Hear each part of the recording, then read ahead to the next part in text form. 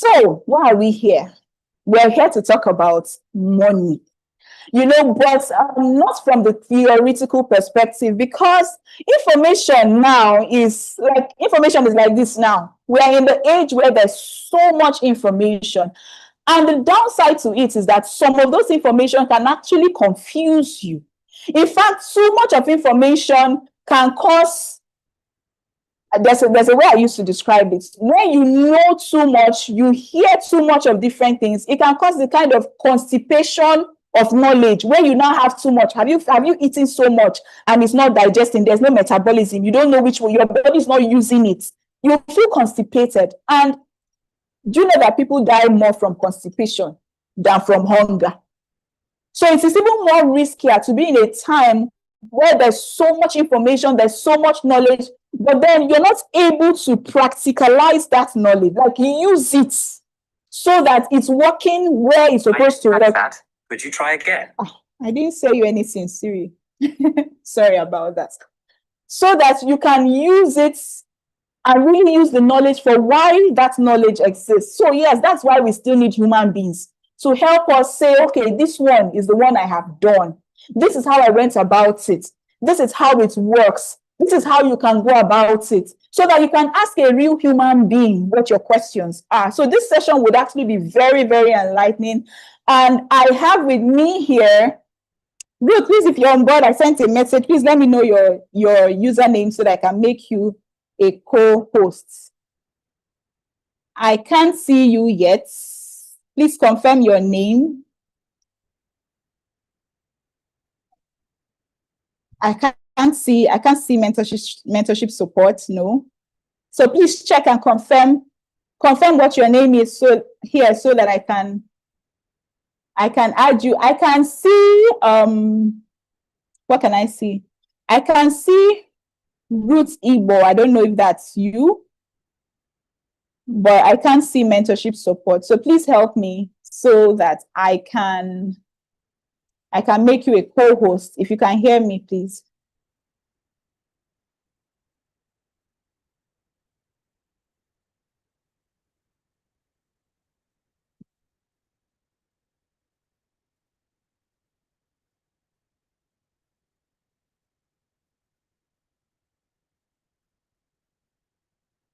Please, are you there? Can you hear me?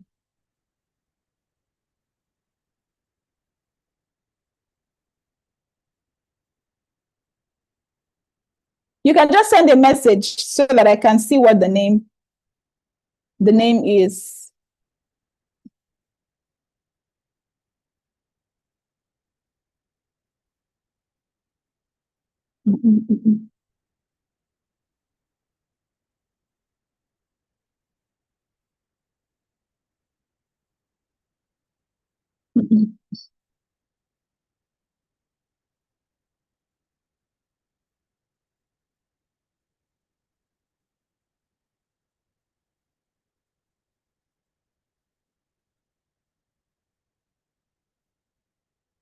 Sorry, please, just a few minutes less so that she can have permissions to unmute herself. Meanwhile, if you're just joining us, we have done the hello, but it's still fine. Please let's know your name and where you are joining from. Your name and where you're joining from. And what's one word would you use to describe your expectation for today? And please, someone help us put a reminder on the general chats that we are here. We are live.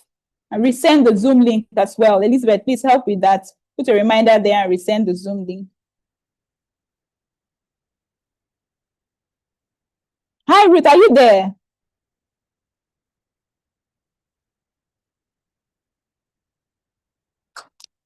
Okay, I can see you now. All righty.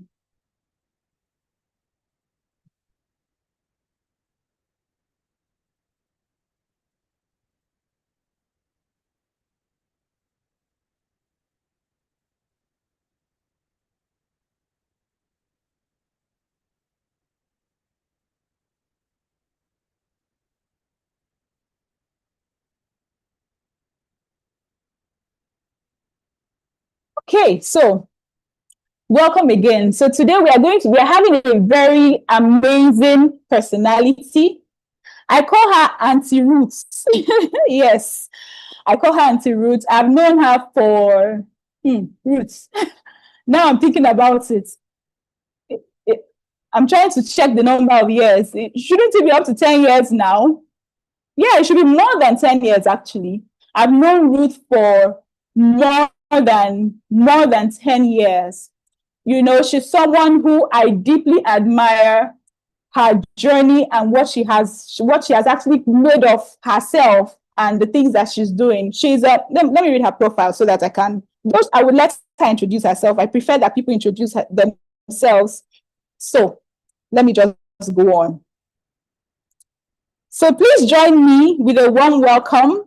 Invite Roots. Roots is a professional events planner, a decorator based in Nigeria. She's the CEO of Ruchi Events. So you might want to check out her work on Instagram. Like, this is excellent at its peak. Luxury events, that's what she does. And she does she specializes in decoration events and high profile social gatherings. So she does work for government officials, she does political events, she does exquisite weddings, and she's known for her detailed approach in her work and influence over a decade plus. So she has been in the event industry for over a decade. And she's the organizer of the Entrepreneurship Summit, an educational platform designed to train and mentor event vendors. She's also the founder of Mentorship Support, where she empowers and supports women to transform society.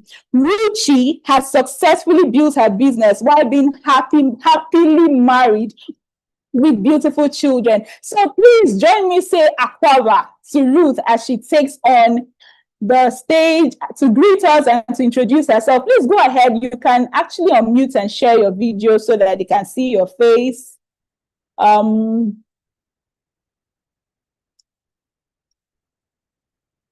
So yes, please. Thank you. Thank you. Please have the floor and say hello. All righty.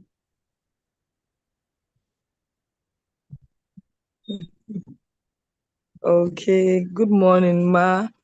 Good morning, everyone. It's nice to be here. I had Akwaaba Medase. You're welcome. Thank you for having me. God bless you. Thank you so much. Privilege. Okay. Thank you. I think my profile had been ready. So I think we should start. Can we start up or something? Yes, we're starting right away. So yes, like I was saying, your journey is one journey that I have always admired, especially knowing you for quite a number of years, right? Your journey is one that I've always admired. And I have seen how you have evolved over time. You've done so well in business, and I must commend that. You've experienced both the world of being an employee and that of being an employer. And I believe that both worlds have contributed to the success stories that you've had today. So can you just tell us, how did you start?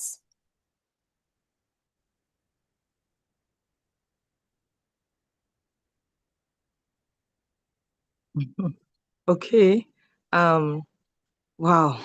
It's really a long one, but we'll make it short. I started up with being in school. I think I schooled in Ghana. Then I came back for holiday and I lost my dad.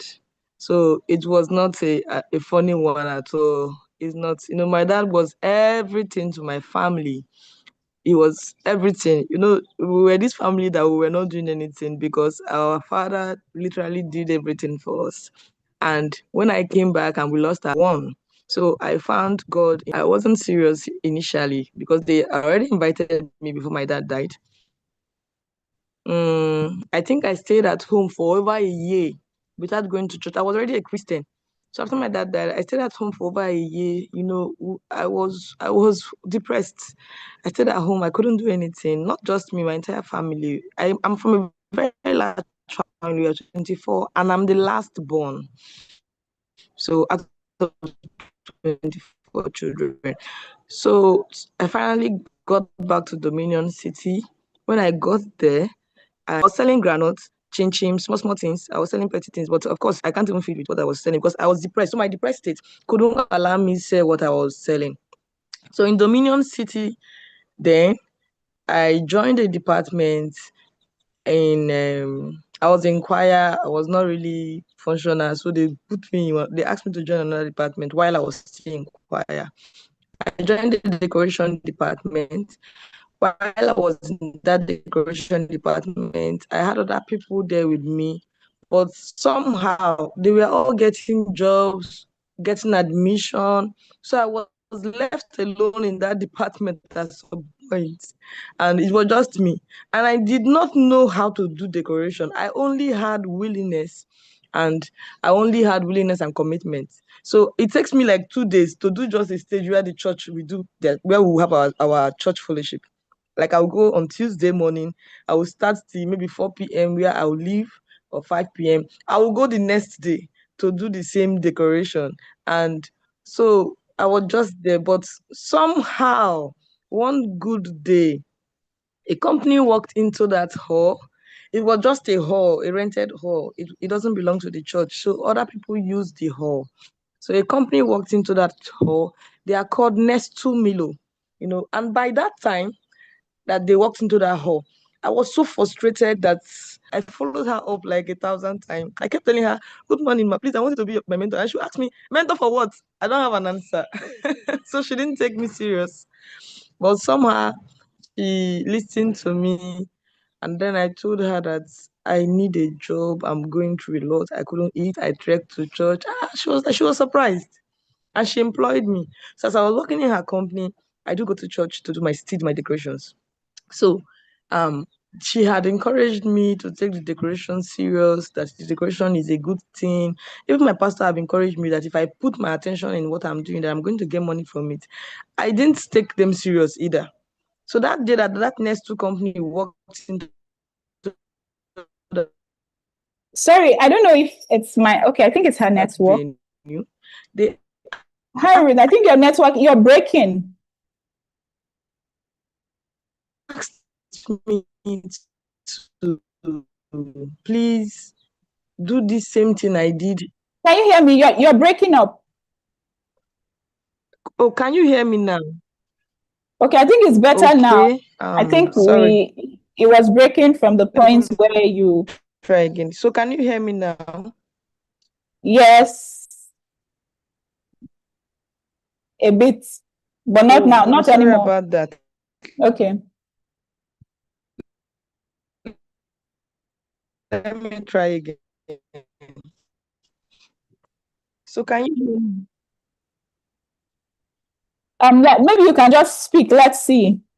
But it had been seasoned. So if you From the point, have a way of, what did I say when you had me it's still breaking. last?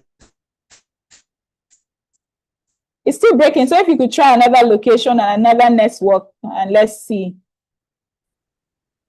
And they asked me to do that same decoration, just the one I guessed. Like I was going to set up chairs and talking. I think the network is bad. Can you hear me? I can hear you now, though. Maybe try Okay. again. So can you hear me now? Yes, please. Okay. So Nestu company, they asked me to do that decoration I did on our church stage for them upstairs. And upstairs was a bigger hall for like 1,000 guests. Did you know that I declined? Because I didn't have confidence in myself. I didn't know that I can actually do a business. Like I was so down that my brain was not thinking for, I don't know. So I refused. I rejected it. They said, no, just this is that thing you did on this stage. You do it for us. I even had to snap it and post it on my Facebook. Like that's exact thing they were asking for. I refused because I didn't believe in myself. So when my pastor came to church that day, the people in the hall reported me to my pastor. That's a company came here and said I should do what I did on this stage for them. I said I was not going to do it. So my pastor sat me down, he rebuked me, and then he also advised me to do that. And my pastor gave me some advice that really helped me. He told me how to go about it. And then they showed me another sister in another chapter that does decoration, that I should go and meet her. I should work with her, and at least I will see what they are doing and how they are making money with decoration. And I worked with her, I think, just once. Then, and my pastor took me to that next two people. They invited me, I went to their office. So he left me there. I was on my own and I did a negotiation with them because they had an offer. I accepted their offer. It was almost 500,000. Yes, I accepted their offer. Then this is more than 10 years ago. This is maybe 15 years ago. I accepted that offer, and that And that's was my $500,000 in first dollars should job. be. And I did that with my brethren. I did that negotiation with my church brethren, and it was a breakthrough. Honestly, yeah, should be like $500. Let me just use that instance, like $500. So, it was a breakthrough for me because a breakthrough for my family. I gave testimony. The testimony was endless because I was excited. But after that, you know, there is something about owning a business. If you own a business, it's just like you have the best product and you don't want people to know that you have the best product. Of course, nobody's going to buy that your best product. It will be left with you. You will have your best product by yourself. Nobody is going to market your business for you if they don't even know what you're selling. After that time, I didn't get a job for another 1 year. I didn't get a job for another 1 year. So when I didn't get a job for another 1 year, my mentor asked me to try, tell people about what I'm doing and all. I should insist that my friend, I actually insisted. If you ask my friend, they will tell you how I was harassing them with my decoration. I said, you don't dare get married without calling me. Oh. Once you're getting married, I must do your decoration. But I was able to, if you're not able to convince people about what you do, they cannot be convinced. I was able to convince two of my friends because one got married like this month and the other one next month. They say they gave me like 70 CDs to do decoration. And if I show you those pictures, they were really beautiful. I did that decoration for them for 70 CDs and 60 CDs. That's what I use in doing those decorations for those my friends and 10 clients on Facebook, because it was Facebook that we had as at 2010. Yes, it was Facebook. I was in Facebook already, maybe 2009. Yes. So I put it up on Facebook, and by they're calling me for decoration, people that I don't know. And by then, I don't know the business of decoration. I only know how to do decoration. I was everything in my business. I was the carpenter. I was the draper. I was everything. But after a while, you know, my mentor told me that I would do. She said, I need a mentor in my industry. I need someone that is going to hold me by the hand, take me along the way. And I have to earn that even if I get a mentor, the person may not actually tell me everything. So somehow I reached out to someone in another state. And when I reached out to the person online, I sent the person a message. I told the person that my mentor said I should get a mentor in the industry. That my mentor was just is not in my industry, but I currently work in her company. This, that. But I'm a decorator. I sent the pictures of the works I've done, and the lady was fascinated. She was happy that I said my mentor told me to. She called me on Viber. I mean, the person in quote I'm talking about is the number one decorator in Nigeria. I met her because my mentor told me something. She said, if you want to learn a skill, it's better you learn from the best so that the least you can become is the least of that best.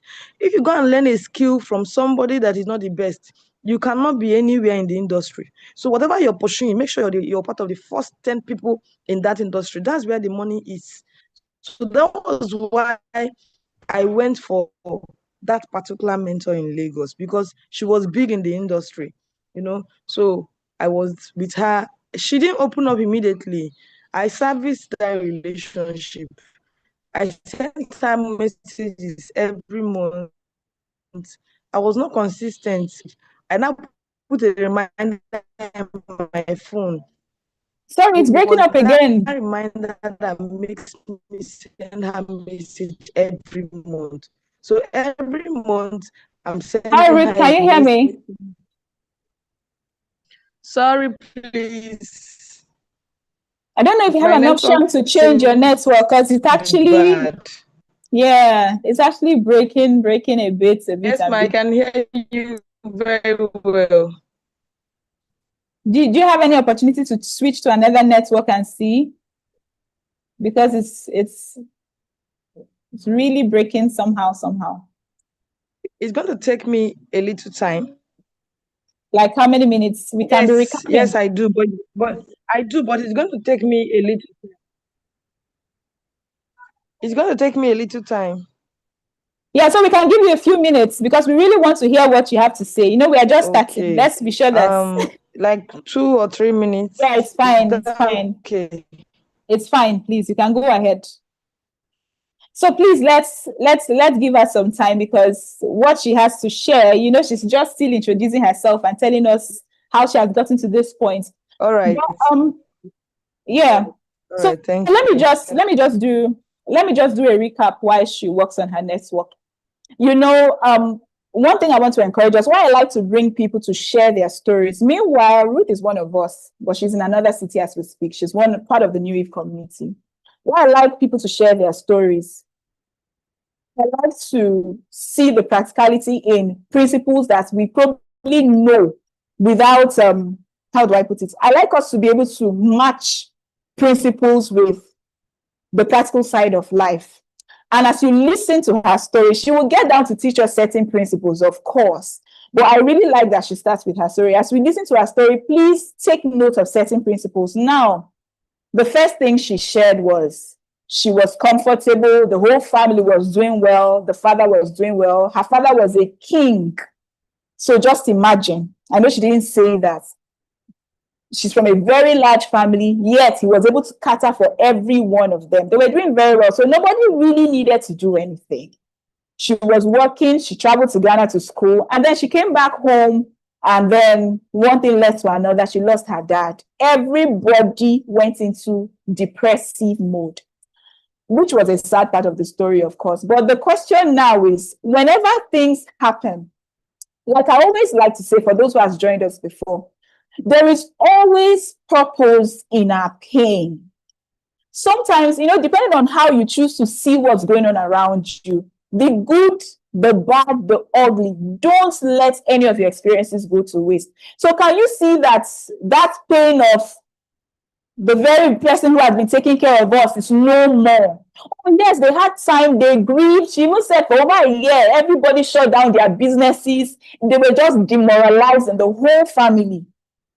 But she didn't stay there. Thank God for somebody who even brought her to a point where she could see things differently, where she could see light. Like, I don't know how many of you that have been brought to this call today. In fact, we have so many similar testimonies from our conferences that people just randomly invited them, they came, and then they began to see things differently. That's another responsibility that we have.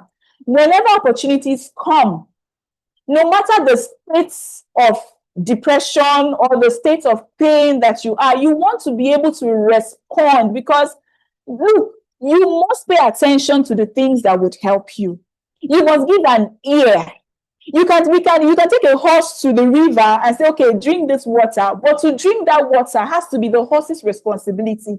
So no matter what state of pain or loneliness in life or depression or hopelessness that you find yourself, you don't want to end there like all hope is lost. Yes, you feel pain. Go through that pain season. But whenever you see any sign of light, you want to see where that light is leading to. So thank God for that person who brought that small show of light. The person just did his job, brought her into a group of people, a church at the time. Another very important principle, if you listen to what she was talking about, is that she got into that church and she didn't sit the way, oh, I'm guest. Every day they are inviting you. Every day they are following you up. Every day, you know, you are there like you're not there. She got into that church. She decided to get into service. And if you listen to a lot of people, on their journey towards growth. I don't know how it always happens like that. Like they will always tell you, oh, I started in church. I was singing in the choir. I was doing this one. So wherever you find yourself, don't just exist in that space. If you're in our last month's meeting, we talked about purpose. All of us living in purpose. But the question is that place you find yourself, what need can you meet in that place? Because sometimes we say we are looking for purpose, want to discover purpose. Then we sit down idle, waiting to hear my daughter, here's why I called you. No. Wherever you find yourself at that point in time was designed that you should be there.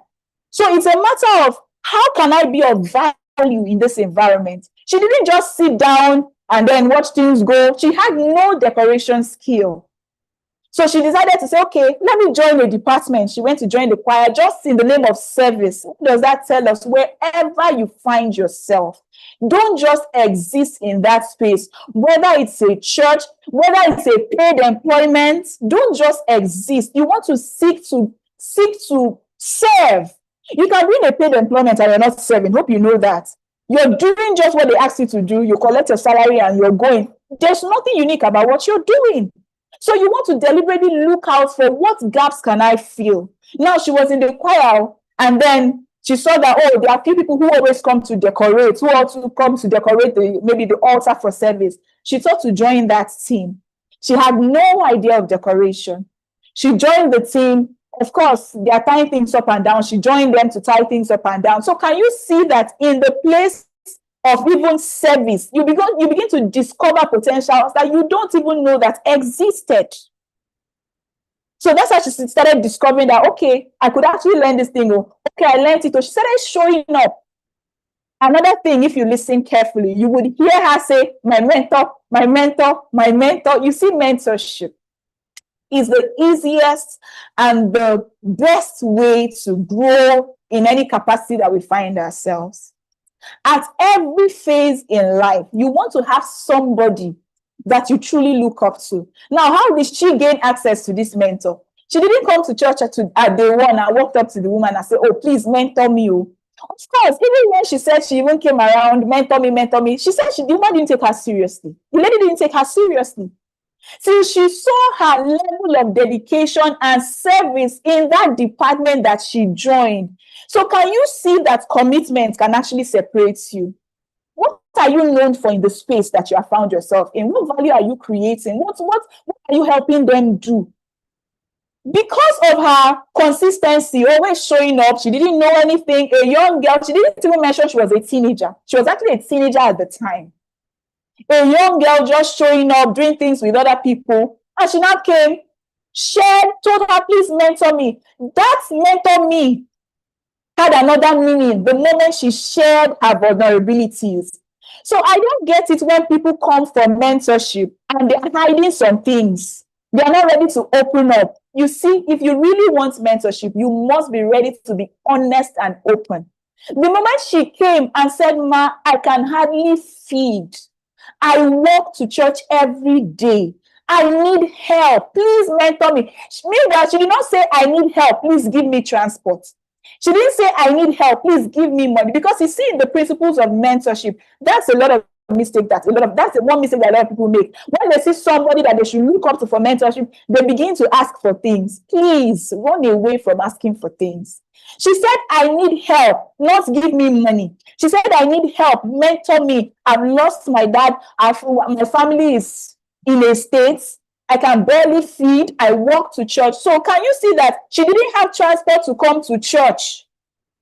But she was in a department. And you know how church can be. Choir rehearsal is another day. Decoration, sanctuary team is another day. She was walking to church to do these things. Now, these are the things that are seen. You know, don't be in a state of, I don't know, I don't have what, I can't do anything. In your lawlessness, there is always a service you can give. So this woman took her in. Thankfully, she had a company. I'm sharing this story because I know her, right? We've known for over 10 years. She had a perfume company, and this lady took her in to work. Ask me, work as what? This is a teenager that has no skill. She hasn't even finished schooling. She dropped out of school because of the death of her dad. Work as what?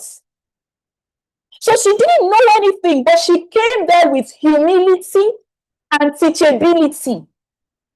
What opened that door for her was that she was just being available to serve in an area she even knew nothing about.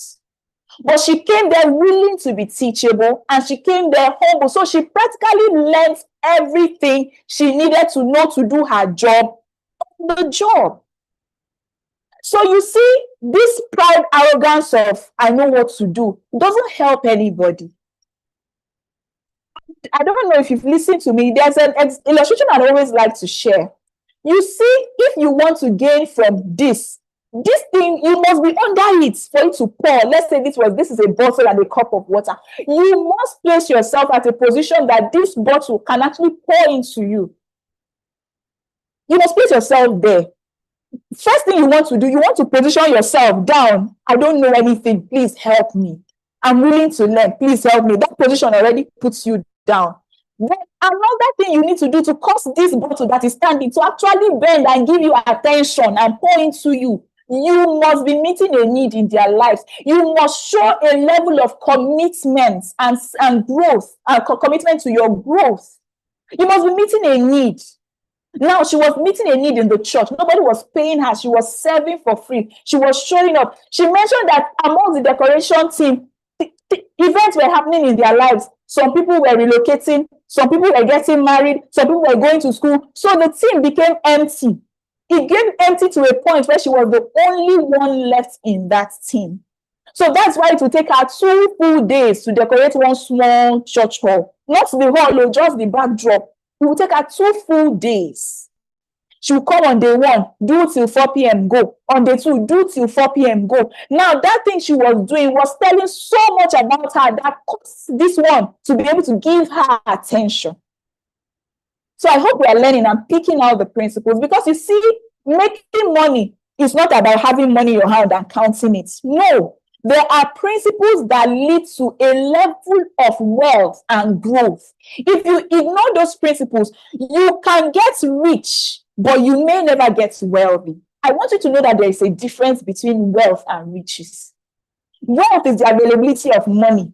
If you look around, you see that there could be a lot of wealthy people around you, rich people, around you, but are they truly wealthy? How sustainable are the riches that they have? Number one, how clean are the riches that they have as well? Because some of them would have to do a lot of wrong things, compromise standards, compromise values to be able to get riches. You can do wrongs and actually build a house and get riches. But we're not here to talk about riches. No, we're here to talk about what is wealth. At the end of the day, your hands are not stained. At the end of the day, you're fulfilled. You're not worried. You know, there are people with riches that can't sleep. But one of the covenants they have is that they must not sleep by 12 midnight. They must be awake till morning. When there's a knock on the door, their heart skips. They don't have peace even when nobody is knocking, because they know all the wrong things that they are dealing with. Some are even spiritual, because they've gotten involved in so many things that things are coming at them. So just the fear of all these evil things I've done, will life be fair to me? So you don't want to gain riches by any means. You want to build wealth by the principles that can actually sustain wealth and give you fulfillment. So back to the story. Let's be analyzing her story till she comes back. Then so she positioned herself, and this lady was willing to teach her on the job. So she was now an employee, not thinking business. On a fateful day, she went and did her job, still in church, just before service. And then the company, of course, we all know Nestle is the producers of Milo. They were supposed to have an event on the bigger part of the hall, because it was an event, like a plaza they were using for church. And somebody walked into the hall. Tell me what will make somebody that is going to another hall walk into another hall. So can you see there's a part of wealth creation that is spiritual? Tell me what made that person walk into that hall. And saw the work, and the work out so beautifully that she said, okay, please, whoever did this decoration, call the person for me. And the owners of the plaza called the person, and they interrogated her, and she clearly said, no, I can't do it. What made them insist that you can do it? There is a part of wealth that is spiritual, if you really want to build wealth. What made them insist? In her ignorance, in her fear, in her feeling like, please, I'm just doing this thing for church. She wasn't doing it for money. She was doing it just because she wanted to serve. That's another principle of wealth. If you chase money, you will miss it. You want to chase service. Even if you own a business, let your first priority be to serve your customer, not to collect money from them. I had a terrible experience a few years ago. My brother-in-law was coming to town. I think he was visiting Accra for the first time, and it was his birthday the next day. So I thought to order a birthday cake for this man as he was coming. I told them the color of the cake. I told them to write his name on the cake. I gave them specifications. I ordered this cake. Only for the cake to arrive, they delivered the cake. Hey, God have mercy. His name was not on the cake. I said, okay, we can manage. Then it was a pink cake. I was destabilized. You give me a pink cake for a man, like you do not see orange. And I told them, make it just blue with a touch of white. I just write his name on it. Pink cake. I was like, and this was, they brought it at night. So this was around 8:30 p.m. and he was coming early morning the next day. I did not know whether I was mad or I was upset. I said, okay, let me just take a deep breath. I reach out to the person and tell the person, see, I can't even take this. Like, it doesn't make sense. I don't want to eat cake. I'm not hungry for cake. So it's not that we wanted to eat cake. I just wanted to use this and welcome him. And then you give me a pink cake. It so doesn't meet up. So I called her and complained. You would not imagine that she was actually bashing me on the call. That please, I'm wasting the driver's time. I should pay the driver. The driver is calling him. The driver needs to go. The more the driver stays there, his money is counting. I should take the cake. There's nothing she can do. She doesn't exchange that. She has already closed for the day. I did not believe what I was hearing. Not an apology. Like, I did not believe. There's not curious. You just be shaking because, like, it has even moved from the color of cake that you can't even apologize. Do you know that I didn't take that cake? I don't know whatever the driver did with the cake because I refused to even carry it from the car. I said, if you can, I don't pity the driver because I knew he was just a delivery person. If you can, please return it. But I really do not even want to lift this cake from this car. I don't know how he started out with the cake, but I didn't touch the cake. She comfortably collected the money and never reached out to me. Now, you see how people can, I was able to say all sorts, even if let God be the judge. But come on, how do you treat people like that? Because you want money and you don't do refund. So you see, even in business, let your focus not be money. You would miss out on what wealth truly is. First thing is service. Provide excellent service. Now she went on to do all the serving. Where did we stop now? Then, based on that, of course, they came, saw everything, and insisted that she does the job. They said, don't do the same thing you did. We're not asking for extra. She still said she couldn't. Now, it still took that mentor, when it got to the mentor's ears, because the owners of the plaza had to report her to the pastor, say, see what this girl is doing. People came that they want to give her a job. She refused. He said, what?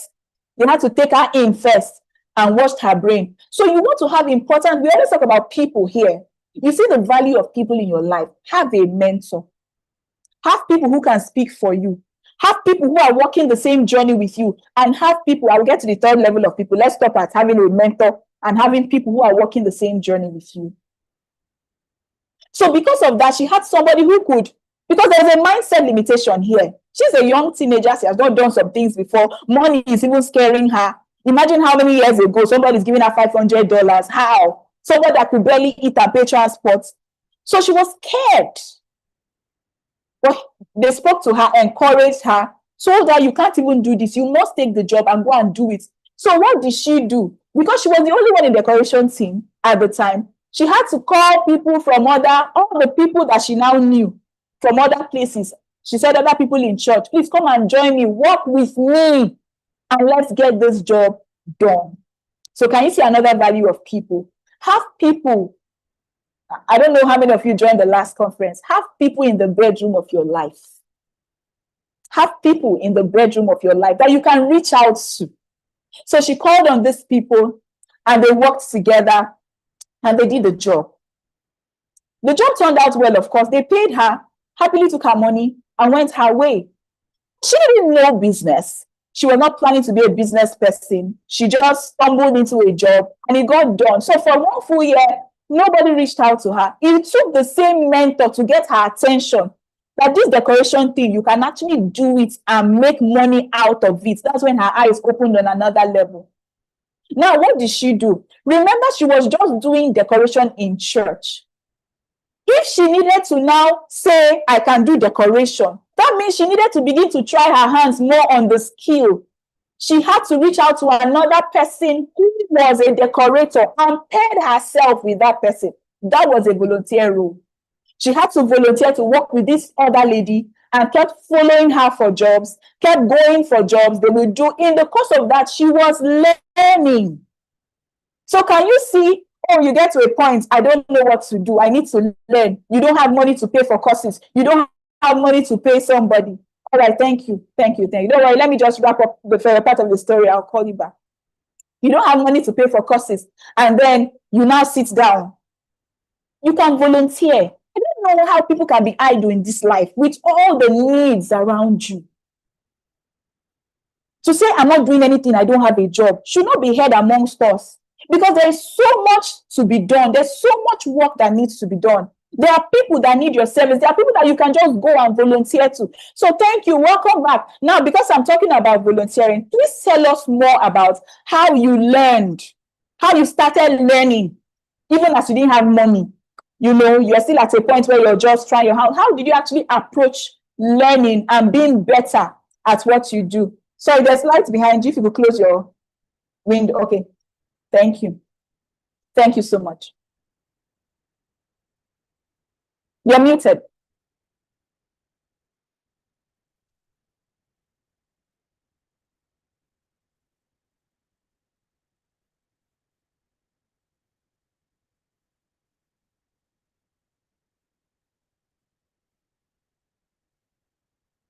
You're still muted. Okay, you joined with another account. Sorry. Let me. Okay. Minutes.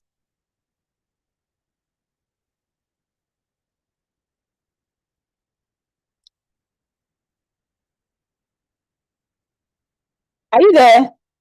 Please, you can unmute. Okay, ma. All right, thank you very much. I'm really sorry for the break in transition. Fine, it happens. Okay, when it comes to my volunteer services, you know, as a decorator, I realized that every weekend people do decoration. So I go from hall to hall. I'll go to a hall, I'll see people working. I'll say, please, I came to work. I know how to do flower. I know how to do draping. They are going to allow me. And you know, I was very small and young, so I kept going. Sometimes they reject me, Sha. Maybe they feel I will steal or something, so they will reject me. But many times they accepted me, especially when I come back this time and I come back again, and they will allow me. While I am helping them, I learn new things. I see a lot, like the things that I've never seen before. In the process of helping them to even unpack, you know, there is a process of helping them to do the decoration. There's a process of helping them to pack, to dismantle the decoration. In that process, I learned how to do flower because that's the one I did not know how to do. I learned how to do centerpiece, how to set up a table. Before you know it, they are not the one calling me. I no more call them. I no more go up to look for them. They'll call me, how are you? We have a job. And they'll tell me, I'll pay you $1. I'll pay you $2 and I'm going to go. Because I was actually going to learn the work, even if I needed that money very bad. So initially, nobody was giving me money. They didn't call me. I was one that went there and told them that I want to work. They will tell me, I don't work, or we don't have money to pay you. I said, no, I just want to work. I love the job. So they allowed me. That's how I started knowing decorators in the first place. I started knowing people in Wow. the industry. So after that, I still did free decoration training because I needed people in church that are going to join me to be doing decoration. I couldn't do the decoration alone anymore. It's becoming so stressful and overwhelming. And I am beginning to know that this thing is a business, it's not just anyhow thing. So I needed people to also work with me when I have events. So I told my pastor, he permitted me, I put out free decoration training, and we did a flyer. I printed the flyer. I shared it online. I did an ad. I did Facebook ad. That was my ever first Facebook ad. Wow. I So, did an sorry, let ad. me cut you. You know, there are things I want us to be sure we are picking. She paid for Facebook ad to teach people decoration for free. Yes, ma'am. So can you see, when we say what do you have in your hand, you want to seek to make a difference with the little that you know. She was not a professional, but she realized that I'm beginning to know something. Who can I teach? She paid Facebook to advertise a free training. These are principles to wealth. What do you know that you're willing to give and share? Everything is not about money. Please continue. Okay. And from that particular ad, you don't want to know the connection I have like till date. That particular training, I met a lot of people that on a normal day I cannot meet them. Like there's nothing that can connect I and them. People had my numbers. Some of them didn't come for the training, but I got contacts. They got my contacts, I got their contacts. Some people were fascinated by it, so therefore they called me for their events. They Wow. needed to know why I'm doing that. So they saved my number. I saved their number. When they had an event, they called me. So after that training, some of the people have to finally joined my church, my chapter. Some joined Dominion City somewhere else after the training, because we did not just train them like physically. We trained them mentally. We spoke to their spirit, soul, and soul while we were giving them that decoration training. And then I had workers. I had people I paid to work and all. But somehow along the line, my dad died when I was in school, and my brother remained in school. We all supported him. He graduated. He needed me to now come back to school. It was a lot. He said I must come back to Ghana. I said, how do we do this? It's not possible. I'm already working here. I'm already doing decoration. And my brother insisted. My mentor said no, that I cannot go back to Ghana.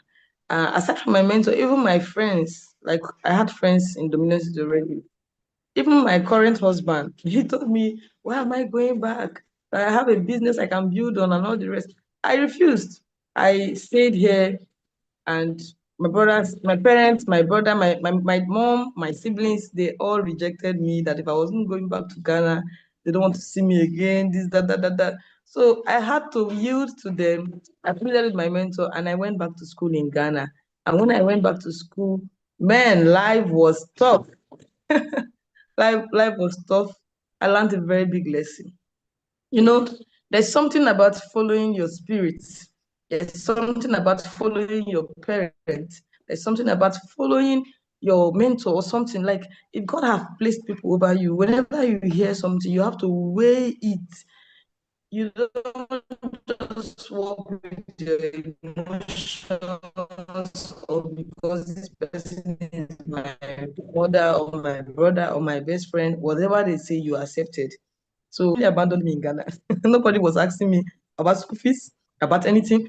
Do you know I would come to Nigeria, do decoration, carry down my decoration money, add up to my school fees and pay there, add up to my rent and pay there. And I was not having it. It was tough. I don't, when I was in Ghana, I was selling jewelry and perfumes. Even in Nigeria, I used to sell petty jewelry. I used to go to market and sell jewelry, not with a lot of money. The jewelry, I would use like $10 and buy jewelry, and then I would start selling. As I turn over, I will go to the market. That same week, I will sell that jewelry. That same week, I will go to the market, I will buy it again. That was how I was doing it until I built my capital. And to an extent, I was good with savings. So, you know, so I was saving my money, I was turning it over, and I went back to Ghana. I was still selling jewelry. But people will book me for decoration in Nigeria. I will fly into Nigeria and go and do decoration and go back. So, but I suffered all those process. I was wasting my time, So at some point I couldn't meet up. I had to abandon the school and come back to Nigeria. And by the time I was back to Nigeria, I was focused on my business. I needed to do training this time. My mentor, it was my mentor. I tell my mentor almost everything. So I'm sorry you've been hearing my mentor, my mentor, my mentor. I actually didn't have a lot of direction in my life. I was just a girl that grew up in a kind of place. My place where I grew up is not fantastic. And like I said, I'm from 24, a family that has 24 children. So nobody sat us down to tell us this is the way of life. Nobody sat us down to tell us if you do like this is the outcome. If you do like that, this is the outcome. So that is why I decided I saw a woman that I admire. I saw that she owns a company. She had more than 30 staff. I worked in her company. So I was on her neck. I was not letting her be. She is too thoughtful, but I did not give up. It was easy to give up on her, but I didn't give up. She will not smile. I'll still ask her about the question I want to ask her because I know what I wanted. So I was always going to tell her, ma, this. She would tell me what she can tell me, the advice she can tell me. And I learned my lessons that time in Ghana. So I always follow my spirit. I made sure my mind was not corrupt, so I followed my spirit. And whenever she tells me something, I listen. That last time I didn't listen, but this time I came back to Nigeria. She told me pick a form. As she's saying, I picked a form. I started going back to school immediately, and I did part time, and got a job. Like I started getting decoration jobs, and I needed to do upgrade because the jobs I was getting, they were still paying me 200,000, 250,000. She was the same person that told me to go into Lagos and go and know what is happening there in your industry. I now went to Lagos. And when I went to Lagos, that my mentor in Lagos that does decoration was not on seat. But I went, she gave me numbers. I went to her staffs. And just one job they did, I saw. I did that job with them. I came back to Nigeria. They told me the height that my photo booth must be. They told me the height my centerpiece must be. I learned all those things. I came back here and I was getting jobs. When I did the first decor, it was cheap. It was like $250. It was very cheap. But later, after I did that one and posted, I started getting good clients because I have upgraded my skill. My decoration mentor now told me, so person is doing training in your state. Go and pay and learn. It was not easy. I didn't have that kind of money, but I paid. I didn't even know how I paid though. Okay, I got jobs. I think my mom even gave me money. Some other persons, like, in fact, some sisters in church contributed for me. I just remember that. Some sisters in church, they contributed for me. My mentor didn't give me money. Initially, my mentor have never given me money. But the day she finally gave me money, you don't want to believe how much she gave me. So some sisters in church contributed for me, my mom, different people, my friends. I had good friends then. They gave me money. And this money was not a lot of money, but I didn't have it at the time of that training. And I paid and I went for that training. I think it was almost $1,000. I went for that training. And after that training, my whole life changed. We don't have any decoration that is less than $2,000. We don't have any decoration that is less than that. That's from that training I went. And aside from that training, every year I attend conferences. Every year in, year out, I go for conferences that help me with my job, that helps me with the business part of my job, because learning a skill is one, learning the business part of that skill is another one. So I attended conferences, and even in the course of those conferences, I learned about what to do with my staff, what to do with money, what to do. I don't know if you get what I mean by that, like how I should manage my income, because that was a problem. I didn't know what to do with my money. As a single girl, I was making money, but the money was just there. It was after a while, I went for a Sorry, conference. let me cut you in there, because now we want to get into the money conversation, right? I just needed us to get the background before we now get into what do we do with money. Now, you've told us how the money has come, but also I want to highlight that, can you see that at some point she had to pay more than attention? She had to pay money to gain knowledge. She paid her transport, paid her flight ticket to another city to go and just see what they were doing. She learned, paid, came back. Based on that relationship, she got referred to another training that she paid for. So can you see that, you see this growth we are talking about, this making money, it's not just about collecting money from people. You must pay for your own self-development, because you are the most important person. You are the one making the money. The first investment you want to make, we're going to talk about investment, but the first investment you want to make is the investment in your head, investment in yourself, investment in your growth. Don't go trying to invest in another person's business when you have not invested in your own life. So the first investment you want, if you took anything from here on investment, is that you should invest in yourself. Go and look for something relevant that you would pay your own money for. That pay money. I want to challenge you. Pay an amount that you have never paid for a course. Pay an amount you have never paid for a book. Pay an amount you have never paid for a conference. Now, there's something you didn't say. I want to just say it now before we go into the money talk. Now, she also had to start signing up with events bodies in her locality. Yes. Whatever you're doing, there are associations, there are organizations. Don't think, because most of those organizations have monthly payment. Don't think they just want to collect your money. You're getting there for access. You're getting there for information. You're getting there for relationship.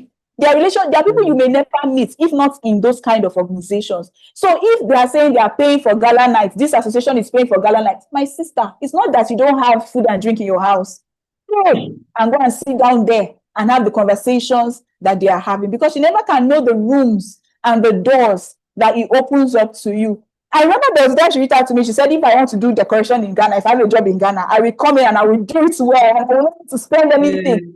She has contacts here that have resources that she wouldn't need to carry all her baggage. She will just come, call this person, call this person, call this person. They'll gather things up she will use. And she has the same in a lot of other cities. She doesn't need to carry her load. Because of relationships she has built with people, they will freely give her their stuff. She will do her whatever and make her money and go her way. So people with stressed on people, have mentors, have people that service relationships at your level as well, so that people can trust you. It is trust that you will use to service that relationship. Don't be cunning. Then have people that you're pouring into. You see how she paid adverts to do free training. That one alone opened tremendous doors. Don't be somebody that you know too much because you don't want anybody to start your kind of business, or because you don't want anybody, then you're hoarding knowledge. If you know us here till now, in fact, especially those on the self-leadership studio, you will know that if you were to pay to get into that studio, it's costing us a lot. Why are we doing it for free? We ran ads, so we paid money to run ads for you to see us and come and join us. Why did we do that? Because it's a principle everywhere. No matter whatever you are doing for money, you must have what you are doing for the sake of helping humanity. No money is. So thank you. Now I want to have money conversation. A lot of people's ears are itching. As they are here like this, if you don't tell them what to do with money, you did not try. So please, let's talk about managing money. So stay with us. After managing of the money for today, we will talk about retirement. She said, in fact, I've never heard someone talk about retirement like she spoke to me. I've really never thought, I know retirement, but don't worry, we'll get to retirement. Okay, so then let's talk about managing money now. So you have the floor, and let's go from the point of what to do with money to what to do, right? Everything, please go ahead. Okay, thank you, ma. I'm going to turn off my own camera so that you have the floor for the next few minutes, so I don't interrupt you. Okay, ma. Thank you, ma. Okay, comes to. I'm sure we can all hear me. Yes, please. All right, thank you, ma. Okay, so when it comes to money talk, there is a lot of things we do with our finances that even normal, you should know that this particular thing is going to affect you. But somehow we keep deaf ears to it. But I'm only going to bring it to your attention why you pen down anything you can pen down from it, because I'm not going like number one, this is compulsory, number two, but so things I learned about finances in my course of business is that if you don't budget your money is going to fly. If you know you are expecting $100 and you have a family or something, of course, you have things to do. You have maybe school fees, maybe you have something to do in your business and all. You must write it down. You are supposed to use the 50-30-20 rule. If you don't use the 50-30-20 rule, you will not be able to track your money. Because if you notice you have $1,000 in your account, before you know, you are looking for that same money. You have to even calculate to know that you're the one that used that money. So you are supposed to track every money before you spend it. If you track after spending, the money will not be useful. The money just went into the things that you needed the money to do. So, and then you automate payments, you review the payment you automate, you must review it monthly or often. You need to know that you're supposed to attend to your needs before your wants. If you don't do that, there are different things you do with money. You invest with money, you save with money, you buy things with money and all the rest. But if you don't attend to your need before your wants, your money is going to fly. Let me give you an instance. Maybe you are a couple. Let me use married people here. Let me use married people as a couple. If you're married and you're with your spouse and you don't discuss this part of budgeting and two of you are making money, there's a lot of things you will not achieve without your money, because you have to find the method that works for the both of you. When it comes to using money management, you have to create joint accounts for both of you. You have to figure out the combination within your income, your expense, your debt, your investment, and your savings goal. If you have income, debt, investment, saving, these are 4 things, and every month you're sure of a minimum of $1,000 every month, you'll be able to know how to share this money. But if you are not sure of what you're having every month, but money comes in every month, because you have a debt, because you have savings, because you have expenses, you are going to be able to separate it, to say this for this, this for this, this for this. If the money is not remaining, that's now when you can now start forming, I have sister, I have brother, I have this to do, I have this clothes to buy. Because if you don't clear up your debt, if you have debt, if you don't clear it up, you're not going to progress with your finances, because more problem, more pressure, and all the rest is going to come on you. Please, are you guys with me? Yes, please, we are, but your video is off. Is it intentional? No. Okay, please check. Your video is off. It's off. I just noticed. Okay. When you off yours, it's like mine went off too. Yeah, but it's back on now. It's fine. Okay. Your picture is showing on my screen. I don't know if that's what is putting my video off. No, I don't think so, but you're back up now. It's fine now. I'm not showing from my own end. But we can see you. It's okay. Okay. Thank you.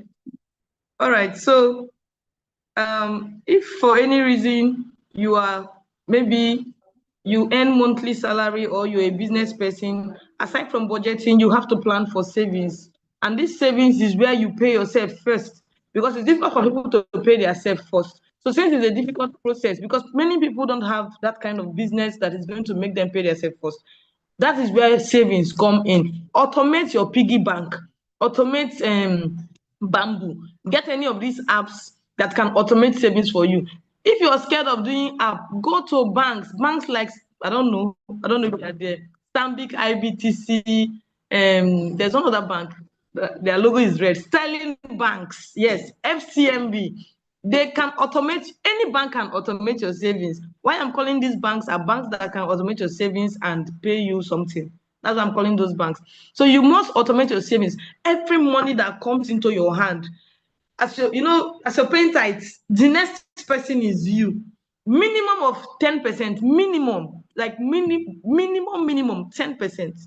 Any money, for me, if I get $1,000 right now, let me say, if I pay my tithe is $100.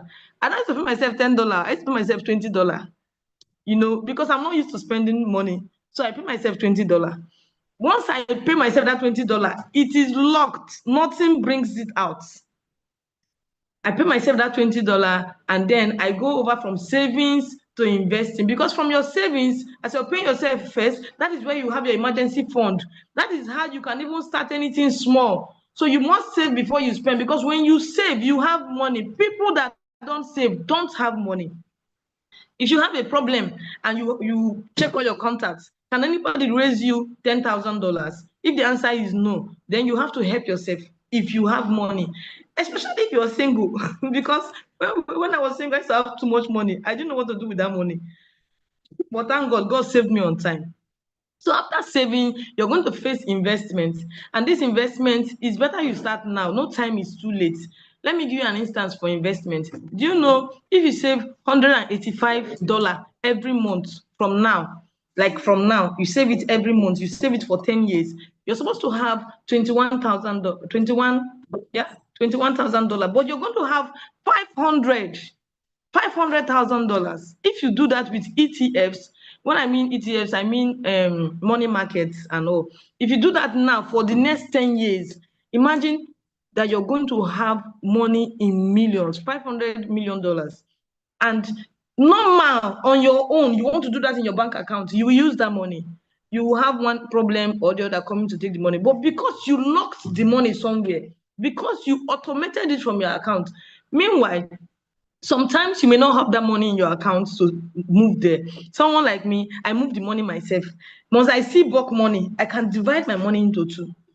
The reason is because once the money is not there, it's not there. Once the money is there, is there. That's the only thing I have for myself.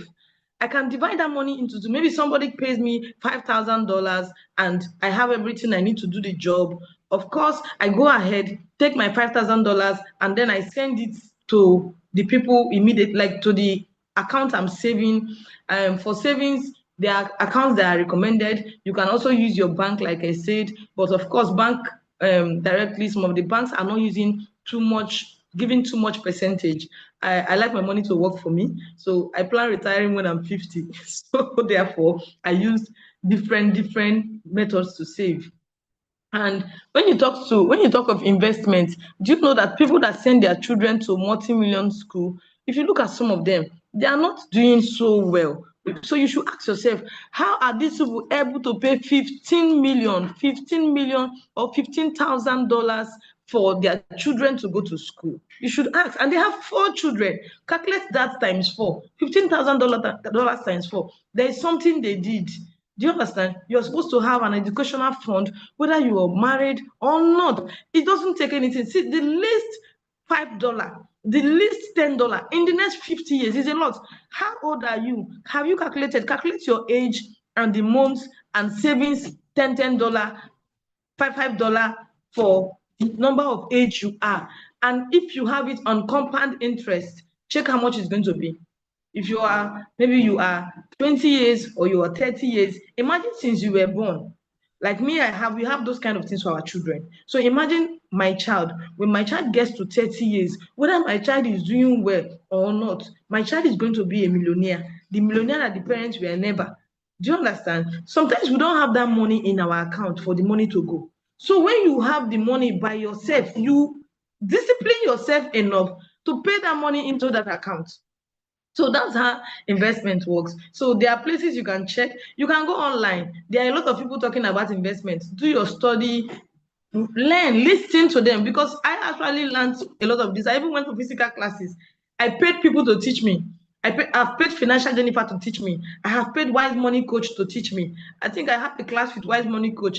One day class, she charged me 85,000 because I'm not understanding what some of my investments are doing. I don't know what they are reading. I don't know if I'm making profit or not, but I know the money is moving. I can't remember what I put. I didn't record it.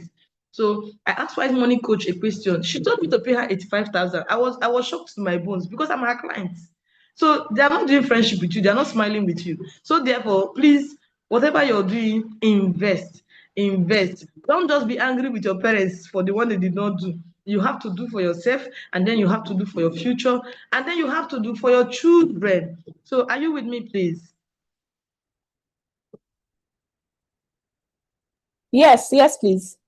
Okay, ma. So another thing you're going to check after this investment is you're going to check which ETF works for you, and then you're supposed to invest in stocks. I think I use Bamboo for my retire plan. I'm using Bamboo for my retire plan, but for savings, I use Piggyvest. I use Optima for my savings. Because why I use PiggyVest for my savings, I've been using PiggyVest for the 10 years they have been in existence. I knew PiggyVest, okay, not up to 10 years. I knew PiggyVest 8 years ago before I got married. That was, imagine, 1 year before I got married. That's when I started saving. So it's training me. I knew PiggyVest 8 years ago. Yes, my marriage is 7 years this month. So I need PiggyVest. Is it 8 years? 9 years, 2 years before I got married, 9 years ago. Do you know I have used PiggyVest to do a lot of things in my life? Yes, it has saved me emergency fund. For instance, I did an event 2 years ago, a paid event. Only 30 people registered. And my bill for that event was over $6,000.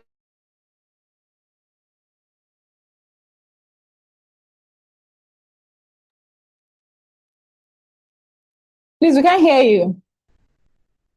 Maybe using dollars. $6,000. I didn't have money. This money I'm talking of, it's just small account, money that I was not feeling. I did not know that the money has grown. You know, PiggyVest, I was removing very small money. I'm trying to remember the amount. I think $5. That's what I was removing. I didn't have money. So I think that was it. There was even a time I was saving 1,000 every day on my PiggyVest. I don't feel it. I only know I used to get debit alert. Since this year, I've been saving like is it $50? Yes, every day they take it from my account. The day that I don't have money, they will not take it. So me, once I see money and my mind is not allowing me to put it in that my retirement plan, which is Bamboo, I send it to my PiggyVest. Because if I break my PiggyVest, they don't charge me a lot. But I don't even used to break it. I used to allow it. You know, every 3 months they open it for you to withdraw your money. But I have not withdrawn my PiggyVest for like 3 years now. Since that time I withdrew that one, I've not withdrawn again. What I'm waiting for now is PiggyVest used to have opening. They will have an opening for an investment, say 20% in a year. I'll just push my money because the money is already there. I don't need to go and start looking for who I will borrow money from, who I will do this from. I'll push that one there. Somebody can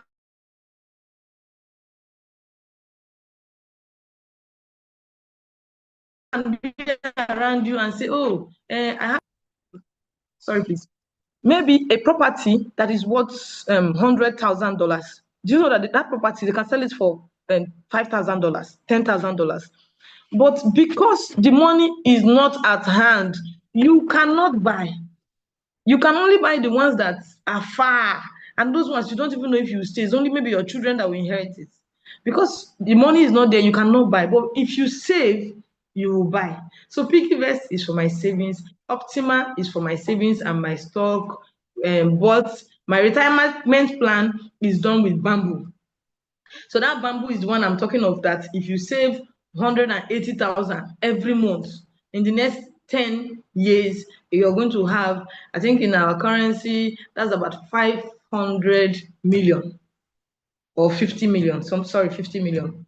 If you save maybe 200,000 every month, you're going to have up to 770 million or 700 million. I think I'm not calculating it, but that's that. If you go online, you're going to get all this information. So that's my own retirement plan. I want by the time I'm retiring, I have a lot of money and I don't need to start beating my children because they did not do me well or not, whether my children are there or not.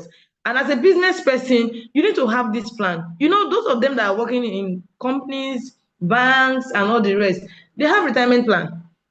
The government is going to plan for them, or their company is going to plan for them. So you are supposed to plan for yourself and your staffs. People are burning their life for you. People are coming to believe in you. They want to stay with you. You have to give them an offer.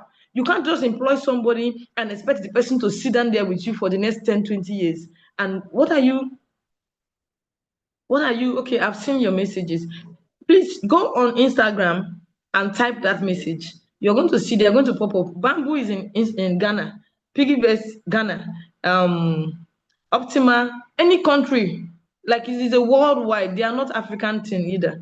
I think it's only PiggyVest that is Africa. So it's worldwide. You can check them. You can even check your Ghana stock, like our FGN stock here. Yes, they are trying. They pay me dividends every 3 months. So they are trying. So you can check. They have in Ghana. Your country have stock. I think it's GH stock, something like that. So there are people talking about stock in your country, actually. So go online and type um, investments or something. You're going to get some of those answers. Yes. Okay, I hope I answered that. Okay, thank you. Trovefinance.com. Yes. I even did one recently in Nigeria, but it's on land banking. And that's for maybe you have money, you don't want to waste it. You can try that. I did a land banking. I think I have a meeting with them today. They were going to put me through and all because I just sent money, but I didn't know. I only trusted. I did one. That one in Nigeria, 1 million is giving you 35,000 naira every month. Like I am receiving salary of 70,000 naira every month because I did 2 million. You convert to dollars so that you help just do a rough conversion to dollars. Yes, yes. So I did $2,000, and that $2,000 is giving me let me say it's giving me $75 every month, $70 every month. At the end of the year, is either I take back my dollar or I reinvest the dollar. So these people, I think I met them, I did an event for them, and I saw all they had, and I was interested. I'm like, oh, I like this. So they asked me to download their app, and I downloaded their app, and somebody put me through, and that was it. That was all. So I didn't know what to do. At a point, I sent them the money. I said, please just, I was busy. I said, do it for me. So it's now that I'm about going through the procedure. I'm supposed to do that today. So, and they've been there. I have known these people for years, 5 years. I've known them, but I didn't put interest. I didn't know what they were doing. It's now that I knew. So that one is land banking. Land banking, if you give like real estate, yes, real estate, you meet real estate people. Not every real estate company has this. So I did land banking with them. I paid money every month. My money gives me $70, and that $70, if you calculate it at the end of the year, is a lot of money for me, because if I have that money in my hand, I am going to eat it. So instead of eating that money, because I'm going to use that money to get my hair done, get clothes, look good, I rather use the one that they are giving me, my profit, to get my hair done. So that's how to spend money. Your money shouldn't go on what is not producing money. Your money should go for what is producing more money. Whenever it produces money, you use the money for upkeep, you use the money for other things. That bulk money should be kept for emergency fund, for your retirement, for your savings, and for something good, maybe for land banking. You can ask yourself, how do these rich people, they say, even the Bible says the rich will keep getting rich, right? And the poor will keep getting poor. It's because, I feel it's because of the way they spend. It's because of the way they spend. So before spending money, you have to visit your budget. That was what the first thing I said. Okay. And then you have to practice delay gratification. Don't say, oh, because let me give you an instance. You can be, I can't see myself, ma. Okay, I can see myself now. They can say you can be in a place where a lot of things are happening. Everybody is wearing hair, human hair. Everybody is wearing human hair, and you feel you have worked a lot. You don't have human hair. You have to follow delay gratification. You have to wait. That money, if you can afford original human hair, the money should work to get the money to buy the hair. Don't take because other people are wearing, you want to wear. Those people are making money. You're not making money like them, or you don't even know where they're getting their money from. Get your money to work for you. Maybe you see a particular lady, she bakes or she does something, and she's doing her business every day. Take that your money to that person. Maybe you don't know what to do with the money, because that's how my money is working for me. I have almost 6 persons that gives me money every month. The money is not much, but when you put it together, it's much. I have people that give me 30,000 every month. I have people that give me 100,000, 50,000 every month. I even have companies I partnered with. I have a garden, a hotel in my state. They called me. They said, please, can you run this place for us? I said, yes, but I won't come to work. But I'll make sure everything is in order. And I signed a deal with them that they're going to give me 15% of whatever they make in that place in the next 2 years. Like everything that enters there, And do you know I've not collected that money? The money is already a lot. So you have to look for somebody that is baking, that is doing very well, maybe a young person that you will be willing to sacrifice, because business is 50-50 for beginners. So you must be willing to sacrifice for them. You say, I have $500. I want to give it to you. I want to put it in your business. What can you give me? Okay, what can you give me every month? And the person is going to say, okay, after 3 months, I will give you this for this number of years. After 6 months, I will give you this for this number of years. It could be that the person is giving you 100 CDs or 500 CDs or 1,000 CDs every 3 months or every month. But your money is working for you. Because if you say you want to keep that money to yourself, of course, you know, you can use it. You can use it. So I think that's that. So you must have delayed gratification. Don't just wake up and you feel like buying this thing, you just rush and buy it. Okay. I was even saying the other time, for instance, you can't get me to use my money to buy some certain things because I buy them in bulk. If you want to have money, you must practice bulk buying if you want to really have money, because every penny counts. You know this thing, you go to buy something and you have some money remaining, and the person that you bought something from is saying, oh, I don't have change, please can you take salt? Do you know how cheap salt is when you buy it in bag? Very cheap. Go and try it. Very cheap. For me, I buy salt almost once in 2 years. Like, salt is cheap.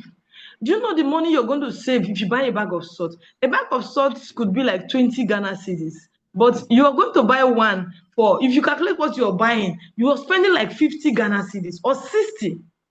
So when you go to have it in bulk and you go to buy something and somebody says, oh, use your change, take salt, you will decline. Because what are you doing with the salt? Because every 1 cedis, you count 1 cedis times 1,000. See how much that is. How much did that give you? If you count $1 times 1,000, that's a lot of money. So every time you have money, you should preserve your money. Stop using your money to buy sweets. You go and buy something, you say, oh, we don't have change. Your money is remaining 5 CD. Oh, can you please take snacks? Do you need snacks? The answer is no. But if you have 5 CD times, check all the times you have left your change for someone. Check all the times that you've taken something you are not supposed to take. Calculate that money. Ask yourself, do you even have that amount of money in your pocket to spare currently? Do you understand? So you need to know what to do with your money and curtail your expenses. Okay? Curtail your expenses. You must learn how to negotiate. That they sell this thing here for 1,000 does not mean it's $1,000 everywhere. You must learn how to negotiate, learn how to move around your phone. Do not just use your phone to be screwing up and down. Whatever business you're doing, check for the best place to buy that thing you are selling. Check for the best place to get that your skill or whatever. Don't just say, oh, they are doing training here, you go and pay. You need to know if that training really works. You need to know if that training is going to make your business what you inspire or what you aspire that your business is going to look like. I don't know if I answered some of those questions. Yes. So negotiate for better deals and compare prices both online and offline. Are we together, please? Yes, please. Okay. So do we have any questions?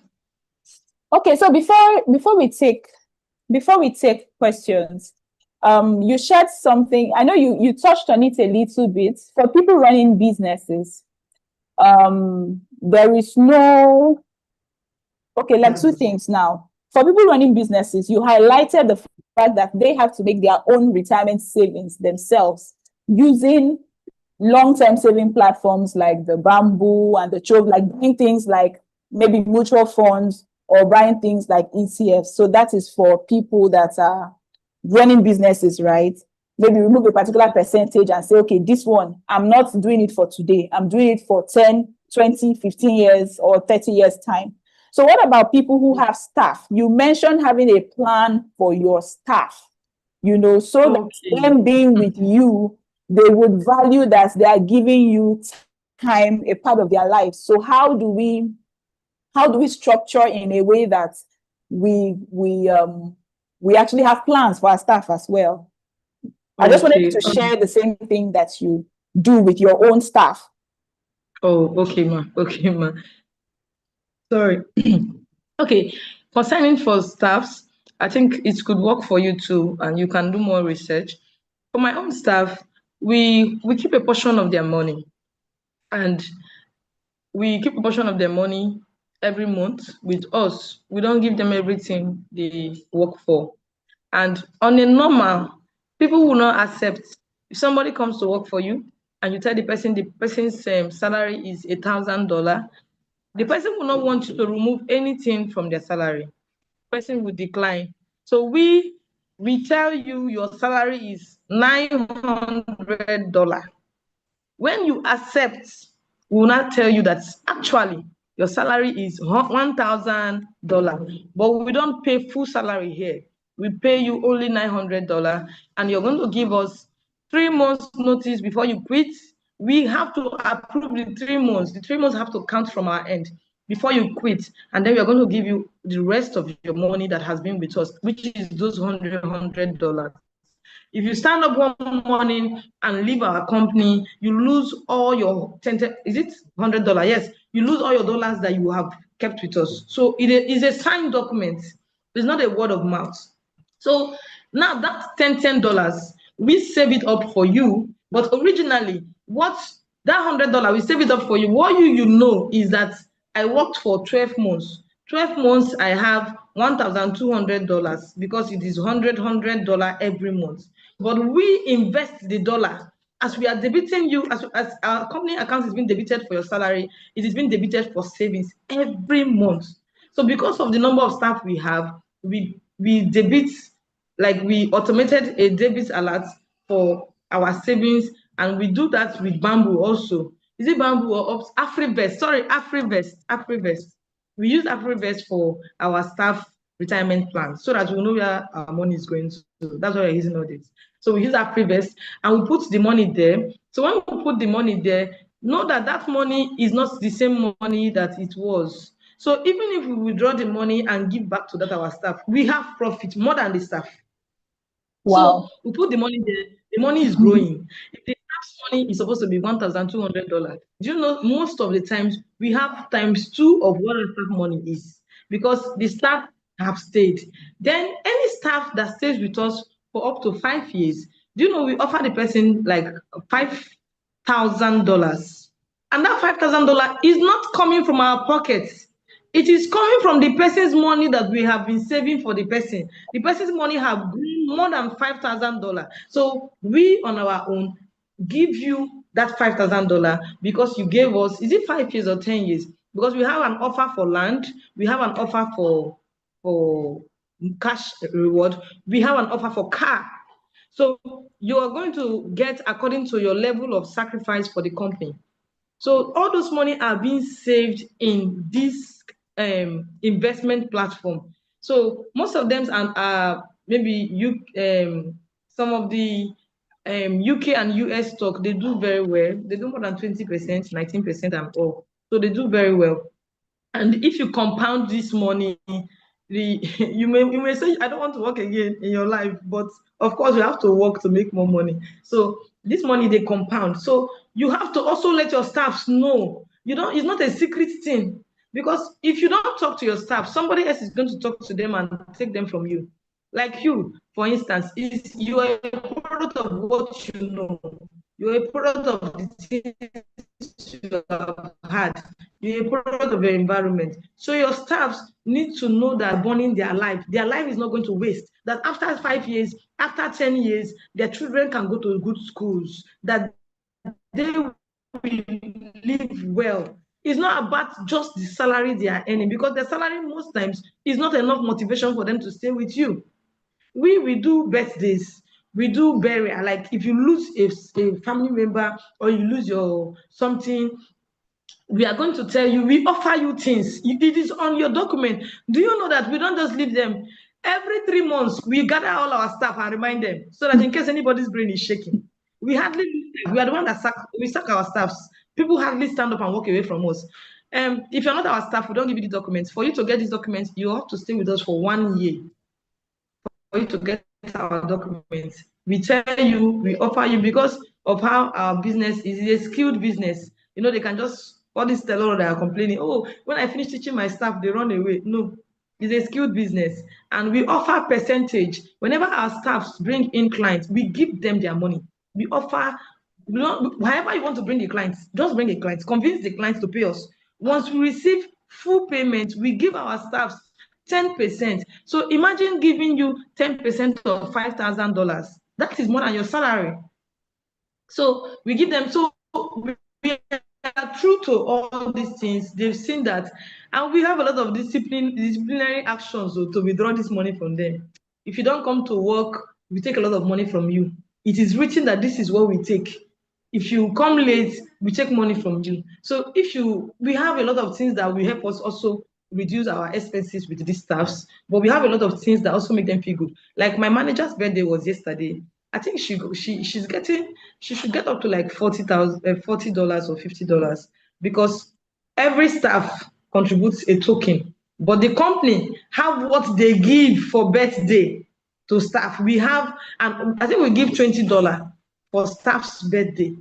And if you lose a loved one, or your dad, your mom, we give a lot. I think we give, is it $200?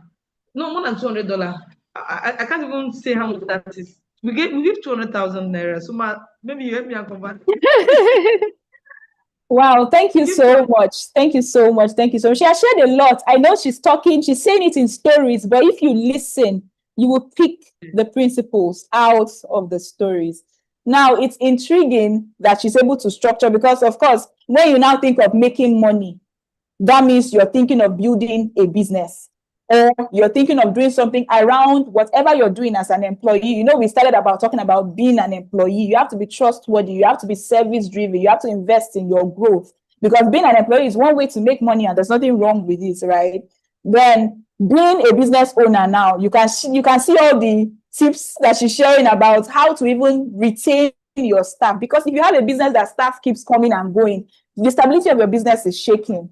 So all of this, how did you learn it? Just tell us, because there's even a lot more I know you're not saying. How did you even, definitely it's not when you did that Nestle job that you know all these things that we're talking about. So how have you come to a point that you have actually been able to build a structured business? And she didn't mention she's not running only one business. Obviously, why she's not even able to remember the percentages is that she's not running only one business. She has an event business. She has a catering service running at one end.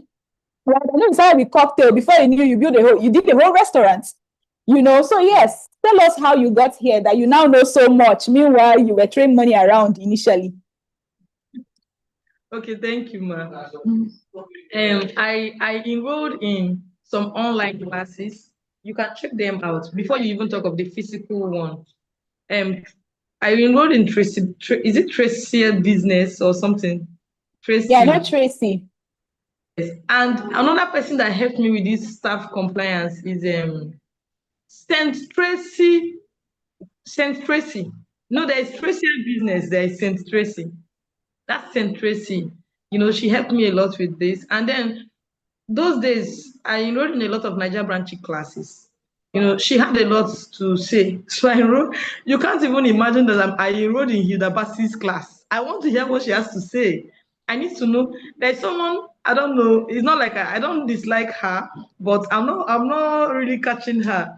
There's one lady that got married that said she won't have a child. That put me off. I've forgotten her name. Dang lifestyle. I'm not her fan, but do you know I'm about paying $1,000 to join her class? I want to see what she's doing there. Because did you see the people she's pulling? I was sick. Ibuka was sick. She's pulling her down. The manager of First Bank, Zenith Bank, that lady, she's joining. She's getting people, mighty people. That lady went to Harvard University. With all those things she's doing there, once I see that something is here, I'm interested in you. I turn on my notification on Instagram. I don't follow everybody on Instagram. Like I have a personal Instagram page, like my own personal Instagram page. I opened it so that I can be following these people. Just for instance, I saw Fastest Cake. Have you guys listened to that guy? Fastest Cake. The guy has everything in this world that a business person needs to succeed. You don't Wow. even need to do the training. Just follow him on Instagram. Just be following him. He has. How did a guy and his wife wake up to owning how many athletes in 3 years? Like I'm like, what's happening here? You know. So Fastest Cake, his trainings have, in fact, currently any training he brings up right now, any training Fastest Cake brings up right now, I'm paying. If you don't see me there, know that I did not have money to pay for that training as at when he brought it up. So I went, I'm big on training. I am big on reading. My mentor gave me a lot of book. My first book I read was 1 Minute Manager. How to manage people, how to discipline people. If you don't discipline people, your business will fail. In business, there is no rubbing hand here and there. You must have your rod and your staff. Human beings are difficult to manage. Yes, I am the nicest person my workers have ever seen, but of course, they know that there's a lot. If you see I am my workers, you will envy them. But until you come to work for me, just like having an uncle and your dad, when you just enter, you say, Jesus, this woman doesn't take nonsense. You know. So for books, I read 1 Minute Manager, I read Eat That Frog. I have them here. Like my brain is booting because of those books. I read Rich Dad, Poor Dad, The Richest Man in Babylon. I got so angry. Like I said, what was my father and my mother doing? They didn't show me this book on time, you know. And I read this book very early. Oh. I was less than 20 years old when I read them. Yeah, I was less than 20 years. Currently, I'm reading Rich Dad, Poor Dad. Currently, alongside with the Secret of the Jewish Code or something. Is that the name of that book? That main book that you're. Yes, I'm going to. We are even looking for how to order them and bring them down here. So we have them currently. Yeah, I've read the book, man. Jesus, I read it. If you see, I am my children now. I want to finish my children with knowledge. My husband said I should leave his children alone. You know, the book is pumping me to pump my children about money. So that's what. It's not easy. Don't think when I was reading the book, I was enjoying it. The books were like a ton of my flesh. I will carry one book 1 month. I have not read it. Not now. I mean, then right now, I can glance through a book in 48 hours. My eyes are dull. I want to see the end of the book, and I can explain the book to you. I trained myself into it. You know, it was a challenge. They said if you hide money in book, an African man cannot see the money. So because of that challenge alone, I went into them. My mentor, whenever she gives me book, I don't read the book. I don't have access to her. So I was forced to read the book. Whenever she gives me book and she asked me, have you read it? I say no. I used to work in her company. She will send me home. And when she sends me home, I'll cry. When I finish being depressed, I'll still read the book. I don't have an option. So I was reading. I was a bookworm at some point. My mother was even complaining that it looks like I was depressed because I was always inside my room. I was always inside my room. I was always reading. So after a while, I became used to it. My friends read. So I and my friends, we were not doing hand in hand. I'll read page 1. My friend will read page 2. So my friend will tell me what she read in page 2. I will tell my friend, so we have read the book. It was not funny. Sorry, let me cut you there. Very interesting. Thank you so much. So can you see, we cannot even lie to you. There are principles that if you break, it will break you. And this is an extra shout for those of you in the Self-Leadership Studio. If you're not there, we are another cohort of the Self-Leadership Studio. You will need to do what you need to do. I will drop the link here now to qualify and make application and get in. It's a shout out. Nobody will read for you. You have to sit down and read for yourself. We are adding more books. In fact, sorry, let me come back. Now I want to talk about the Self-Leadership Studio. But maybe before I do that, let me attend to the questions here. And this is why I thought to talk about the studio. Now, there are questions here. How do I balance business money and usage for home needs? That's one. Then someone else says, okay, if an individual who is the breadwinner and has limited income, how am I supposed to invest to build wealth? Very honest, realistic questions. And then somebody is also talking, my money has become hand to mouth. See, these are your problems are not odd. These are real problems. So when it has to do with investing money, if you don't even have enough money to have, investing could become a major challenge, especially if you're the breadwinner, like you have mentioned. Now, see what we do in the studio. In the studio, we take you through a process to begin to, because you need to be able to make money. Make money in a way that is enough for you and you can actually plan for the future. So in the studio, we help you to bring out your treasures, because in every one of us, there are treasures. There's a lot more that can come out of you that is already coming out of you. And every problem starts with a knowledge problem. So first, we begin to bring out a whole lot of mindset shifts begins to happen. Because when you're going about your life trying to chase money because you need to feed your family, survive your family, you're already missing it. The purpose why you should be doing that work, I said it first, I don't know at the one point the different people join, should not be to chase money. It should be to serve. Yeah. Serve is first. And when you serve in life, serve and contribute to the lives of other people, your eyes begin to open to more opportunities. You begin to get exposed. As you're investing in people, whether you like it or not, people become your assets. Now, not like those same people invest in you, but this is like seed and harvest. You invest people, you will reap people. And knowledge is in people, relationship, knowledge is in people, connections are in people, opportunities are in people. So when you invest people, you will inherit people of all sorts and all types. You will inherit clients that can actually pay. And then we go through all that. We teach you, we show you how you can actually begin to make impact in the lives of people. Then monetize. For those that are already, that joined the first cohort, please be warming up. Monetize is cooking, where we teach you how to monetize. You're learning from one of the best. That's just the truth. We teach you how to monetize. Modeling is taking monetize. For those of you who know modeling, she just called me some few days ago that somebody reached out to her for coaching, and she billed the person in. Now I'm trying to convert it into in thousands of dollars. Let me just put it that way. She billed the person to coach one client. And the same monetize we have packaged and put in the studio. She's billing that person thousands of dollars to go through that same thing. So that we came to give you free, it's not because it is cheap. If you're in the studio and you have not logged in, how? Why? How could they help you in this life? Because what we are bringing to you is not because we couldn't have sold them. It's not because we cannot sell it.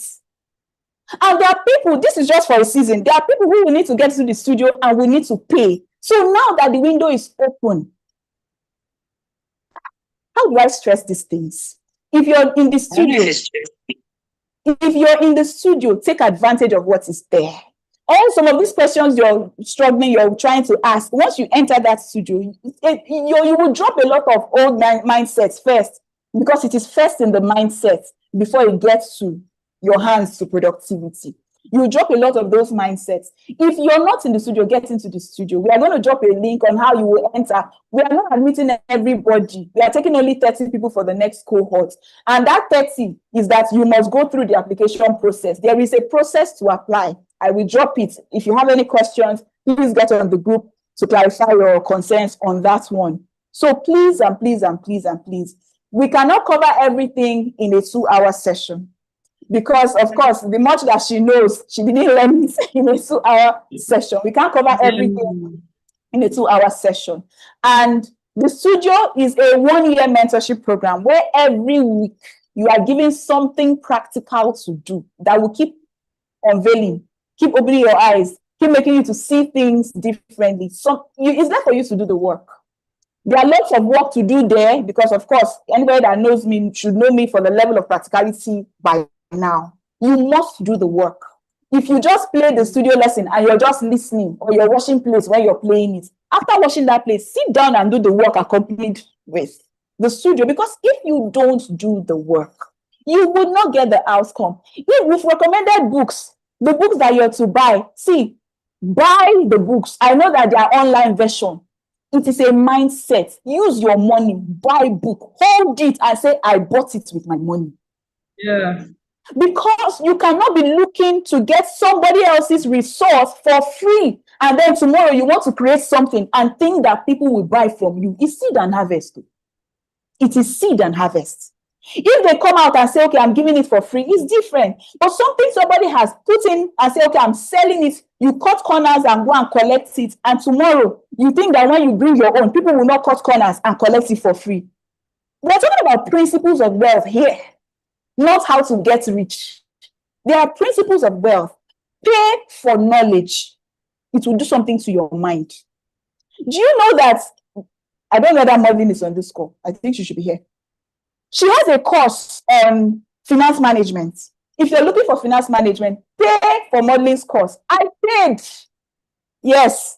And she shouldn't have paid. I should have just reached out to me to give you access. I said, no, I know what I'm doing. It's my life. I will pay. I paid for the course and got access to the course, and I have finished the course. So don't, because I don't know, for some people now, let me not get there. But pay for resources. Pay for things that would help you be able to organize your life. I've been talking about the Reinvent Yourself planner. I know what that planner has done to me. For some of us, it's a matter of being able to say, I want to do this today and commit to it. Track your habits, track your reading habits, track your savings culture. It's just a matter of habits. Pay for the tools that would help you. You need to talk of pay. I used to say I have impulsive buying for courses. The way I'm holding myself not to buy certain courses is that bad. Like I learn impulse. Once I see something I like, it's impulsive. Let me not get into book shopping. If not that I say, okay, this is how much I want to spend on these books, I'm most likely going to spend more. Because I see this book, hey, this is what I would like. I don't know the author. I don't know anything. No. I'm saying, please add it to the list. Please add it to the list. You must love knowledge. There's no way to cut corners. And if you're in a state where you're feeling choked, there's so much on you, you're not meeting up, you're living on survival. You're living on survival. And living on survival, the survival mindset won't get to where we're going, where you need to get to. That's why we are saying, get into the studio. There's something in the studio that will help you deal with that survival. Get there first. Get into that studio first. So there is a lot that we can go on and on talking about, but I hope that you were able to pick, because it's more important that you pick the principles. We can come and say, okay, this is the app. Today now we're talking about savings. Open this app. Press here. Press here. When we finish, if you don't know the principles that guide it, you will miss it out. You will miss out on it. Because even in investment, it is also a mind game. If you invest out of greed, it will shock you, because by the time you see something like stocks start going down or going up, maybe it's going up, you go and do panic, you buy, or it's going down, you do panic, you sell. You have also lost out on what it is. So you see, knowledge on stocks, very important when it has to do with investment, right? Knowledge on ETFs. Now, what are ETFs? I know she didn't break down what they are. Let me try. I'm not a finance person, but at least because I have learned small. ETFs are exchange traded funds. Let me try and explain it in layman's language. Now we have stocks, we have mutual funds, we have ETFs. Access to buy these things are available to everybody in every part of the world, in every currency. So you see, like the link I shared, whether you're in Ghana or you're not in Ghana, you can use it and buy stocks anywhere. You can use it and buy ETFs anywhere. You can use it and buy what they call it. Okay, no, not mutual fund. Mutual fund most times is tied to your bank in your local country, right? So if you want to know about mutual funds, walk into your local bank and make those inquiries. So let me just explain what they are. Now, for stocks, layman explanation anyway. Let's say somebody is doing a business and the person gives out some part of it and say, okay, if you want to buy a part of this, my business, come and buy. When I do business and make profits, I will give you based on how much you bought from my business, how much part you invest, how much you invested in my business. So that is a business specific negotiation. That is what stocks is more like. So if you go and buy stocks with MTN, you buy a part of them. If they make profit, they give you. If they make losses too, you will get the losses as well. So it is a rise and a fall, depending on the business. So, but now you see the thing about mutual funds. Mutual funds now, somebody comes in between and say, okay, I am a funds manager. I want to be buying stocks from different companies based on my expertise, manage it because I know better. I know which ones to buy. I know which people are doing well. You don't need to get involved in the personal companies. Give me your money. I will use it for you and buy those things. And when there's profit, I will give you the profit. So for mutual fund, there is little or no losses because they make sure that it is profit they are getting for you with your money. They bear the losses as fund managers and they pay you. So with mutual fund, it is low. The risk is so low because there are almost no losses with mutual fund. But of course, it means that your profit margin too can be limited, unlike stocks. Stocks, there can be so much profit depending on how the company is doing, and there can be so much losses depending on how the company is doing. So that's for mutual funds. In investing, you want to check your risk, what do you call that now? Your risk temperament or something. How much risk can you handle? And how old are you? If you know that you're older in age, you don't have so much time, so you don't want to do too much risky business where you'll be losing money anyhow. You want to at least be sure where you're going to. And it depends on your risk temperament. How much can you handle risk? If you hear that 25% has left the money you invested, will you faint? If you will faint, please leave some kind of investments alone. If you will not faint, then you can tolerate some things. So that is mutual funds. So when we talk about ETFs, the exchange traded funds, now, this is like pulling, there are different kinds of ETFs. Let's say you go and buy an ETF that is, now I'm looking for what to use so that I'm not mixing up the terms. Let's say you buy a particular ETF that has to do with real estate in America, for instance. So they will go to the best, let's say the best 500 companies in America. They always target the best in a particular sector, the best of those companies. And those are the people they invest with. So it is profits from what they have done that they now bring to you. So the risk in ETFs as well, it is also low, but not as low as mutual funds. The same way the profit, when it comes, is not as much as mutual funds can come. So when it has to be risk level, of course, stocks has the highest risk. Then ETF, very medium risk. Then you have, what they call that? Mutual funds, like low risk. Under mutual funds, there are also different kinds of funds. So that's why you need to go and read. There's balanced fund. There are different kinds of all those fund things. So go and check with your bank what they have. There are lots of them. When I say lots, there are lots of them. But check with your bank. Your bank will be in the best position to provide you with that information. But if you're interested in ETFs, I'm not a finance advisor, so I really don't advise on stocks because I don't know what's happening with this company. She has mentioned Financial Jennifer. Hook up with Financial Jennifer. Check her on Instagram. She does a lot of conversations, has a lot of conversations around money and those investments. Go and learn. She has paid programs. If you need to pay, go and pay. It will save you, right? Go and pay and learn. But for ETFs, we could just do a brief workshop on how to use the particular Trove, because I use Trove, on how to use the Trove app so that you can just know I can advise on at least just one because I play safe. My risk temperament is not very high. Play safe. So, yeah, so you can just do that, the one that covers maybe the best 500 companies and all that in the locality. You will see the money grow. But sometimes because business is ups and down, but if you're doing long term, then you don't even want to look at what is happening today. Because you're doing 10 years, anything that goes down, it will go up. It's a cycle. So if it's going down, don't be worried. Say it's 10 years plan you have or 20 years plan you have, it will come up. So that's another psychology that you have to embrace when you're going into investments. So I hope with this, I don't know if there are any other questions, but at this point, I think we don't want to go more than 8 o'clock. This is already 8:04. Let me see. We don't want to go more than 8 o'clock. So how has this been for you? We always like to get feedback. Anybody who wants to share text feedback, audio feedback, Elizabeth, please drop the feedback link as well. Please give us feedback. We want to know how we are doing and how we can serve you better. Please drop the feedback link. Also, I want to see your feedback on this chat. What are you taking home? What is the action plan you're going to do?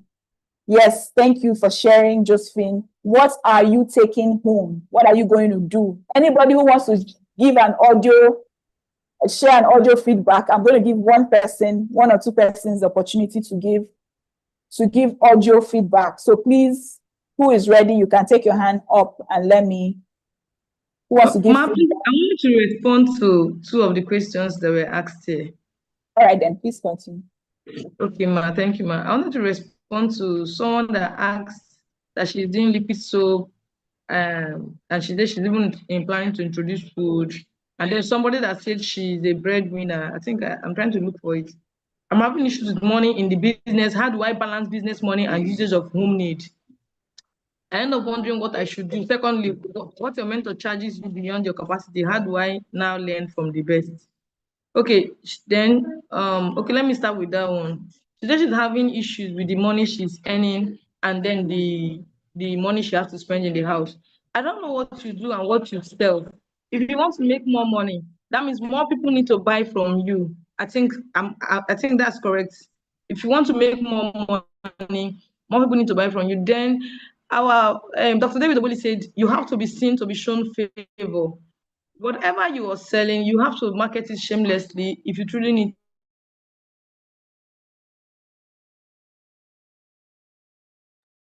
We can't hear you.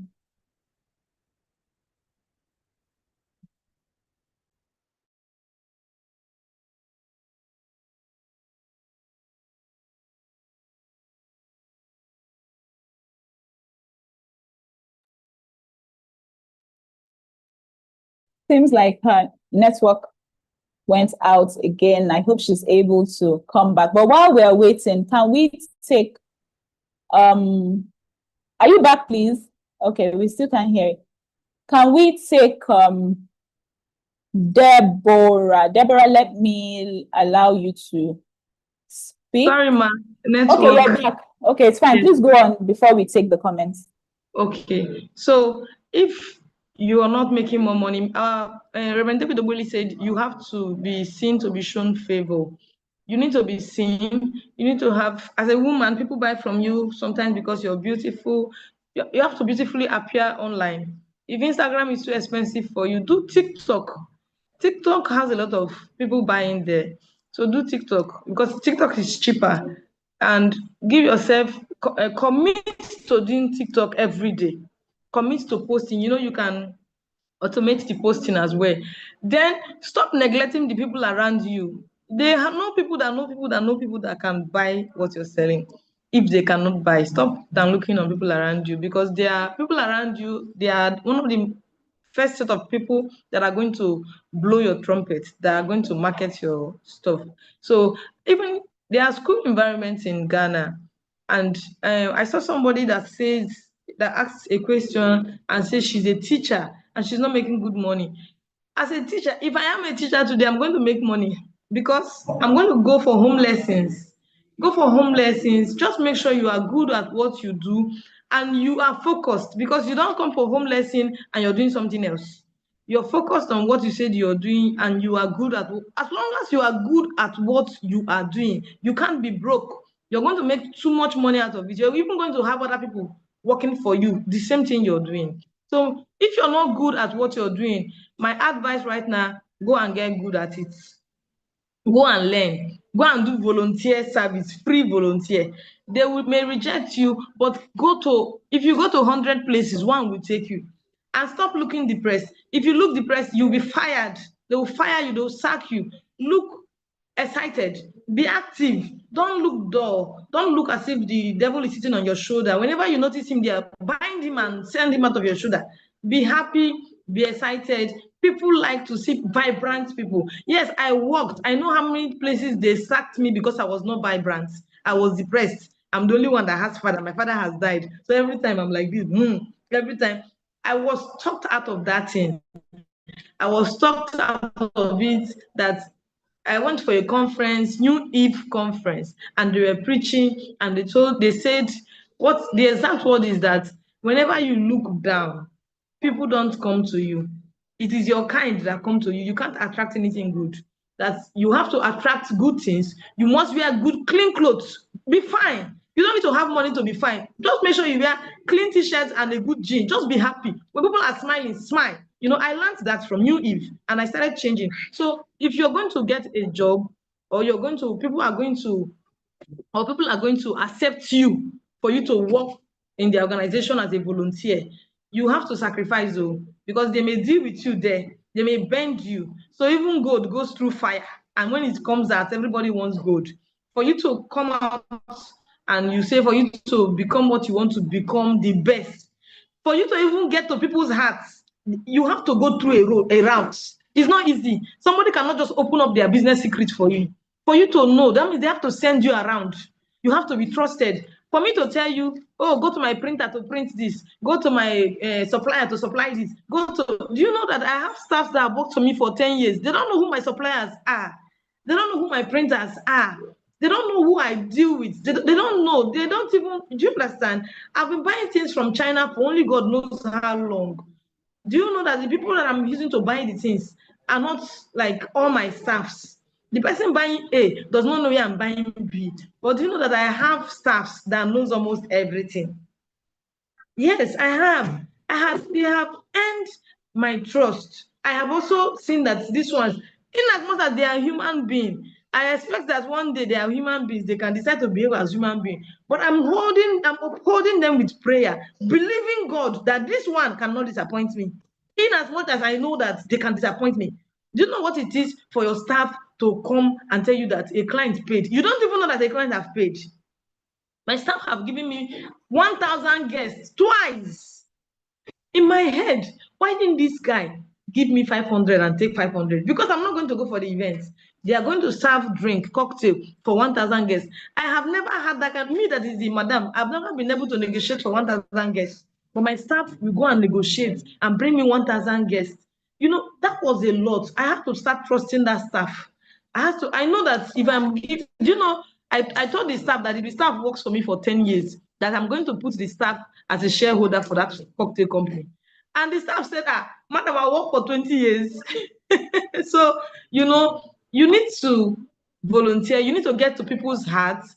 Sometimes you may never have worked. You need to work so that you will know how to do your own. You need to go and see the way they are doing this thing. You know, this apprenticeship, you go and work, learn tailoring. 1 year, you said you have learned. You've not learned nothing. If you notice all these people that are doing an apprenticeship, they do it for 7 whole years. Yes, people that did apprenticeship, all the big supermarkets you're seeing that are really doing well, the owners most of them went for apprenticeship for 7 years, 5 years, 10 years. You will now hear that. Do you know that whether they settle them or they don't settle them, they can scale through that business because they know everything. It is here. It is not in money. Because money is not the main problem solver.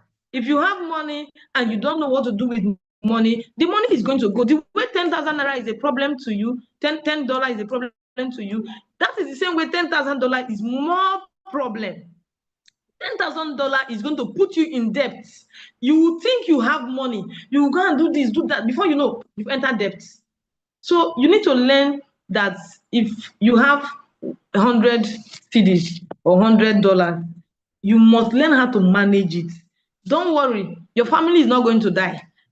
Nothing is going to happen. That question of the money I have, I'm using it for my family. When you did not have the money, what does your family use? What do they use? How do you guys manage?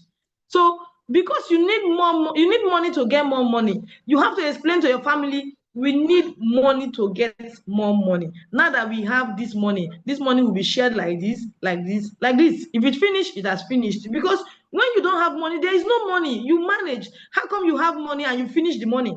It doesn't make any sense. Your money must make money for you. If your money cannot make money for you, start saving. By this time next year, your money should be able to make money for you. The least you can do for investment is to look for somebody that has business and put your money there. Go to people that have shops that are selling. Tell them, even ordinary fruits. Do you know I invested in fruit? Somebody is selling fruits in my city. She doesn't have money to continue her food business. She came to meet me that I should borrow her money. I asked her, how much should I borrow her? She said, borrow me $100. I said, what do you want to buy? She told me, do you know that she was going to lose that money? So me, I know business, I know fruit markets, I know where she was going to buy cheap. I offered her that I'm going to give her the fruits she needs. I think she has a price. And the price she has cannot buy what I'm buying, no, because she doesn't know where to buy it. So I told her, I'm going to give you this fruit, this fruit, this fruit. She screamed. I said, all you need to do every week, make sure you give me 20,000. She said she can do it. My husband now rebuked me that it was too much, that woman is only selling fruits. So I reduced it. I said, every month, give me 20,000. Guess how much I spent for those fruits? I spent just, is it 180,000 naira? And I'm in a 1 year, 20,000 naira salary, 1 whole year. So next year, she will continue. I told her that every year we will review. She told me, let's do I 5. need to come and be a student at this point. So do you see, if somebody comes to, yesterday, I had somebody telling me she wants to start any business. She said she had is it 5 million? I mean, so 5 to 10 million. She said any business she wants to import from China. And I told her that I will help her do everything. Oh, I will show her everything. I'm not going to steal her money. I'm not going to take a dime from her. She will do the paying. The only thing she will do for me is that she's going to give me 10% of her business. She said, what is 10%? She will give me. She does not know that 10% is 100 million. That business is not going to die. I am involved in that business. I will make sure the business flourish. And I told the woman that the 10% is going to come after 1 year. That was what I told her. That after 1 year, she's going to give me 10%. That every month they will pay me my 10%. Every month they will pay me. I told her that. So I am fair enough to know that if every month you worry her, I'm ready to take every 6 months. I'm ready to take every year. You need to have documents. You need to have a lawyer friend. If you cannot afford a lawyer that will be helping you with all these documents.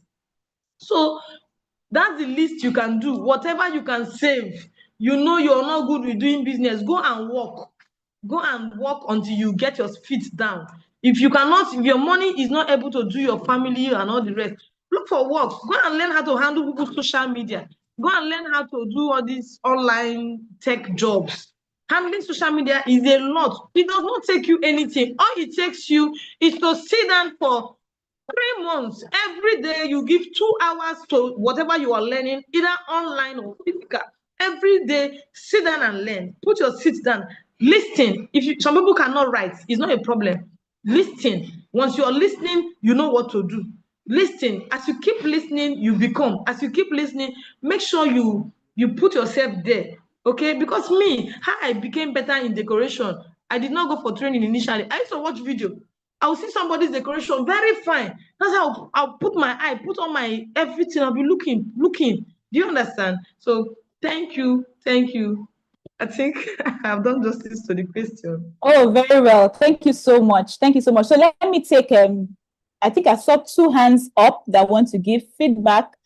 Deborah, so please, someone said I missed out on the books posted. So somebody please repost the books again for her.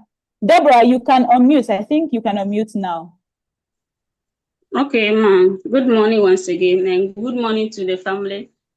Indeed, I've learned a lot.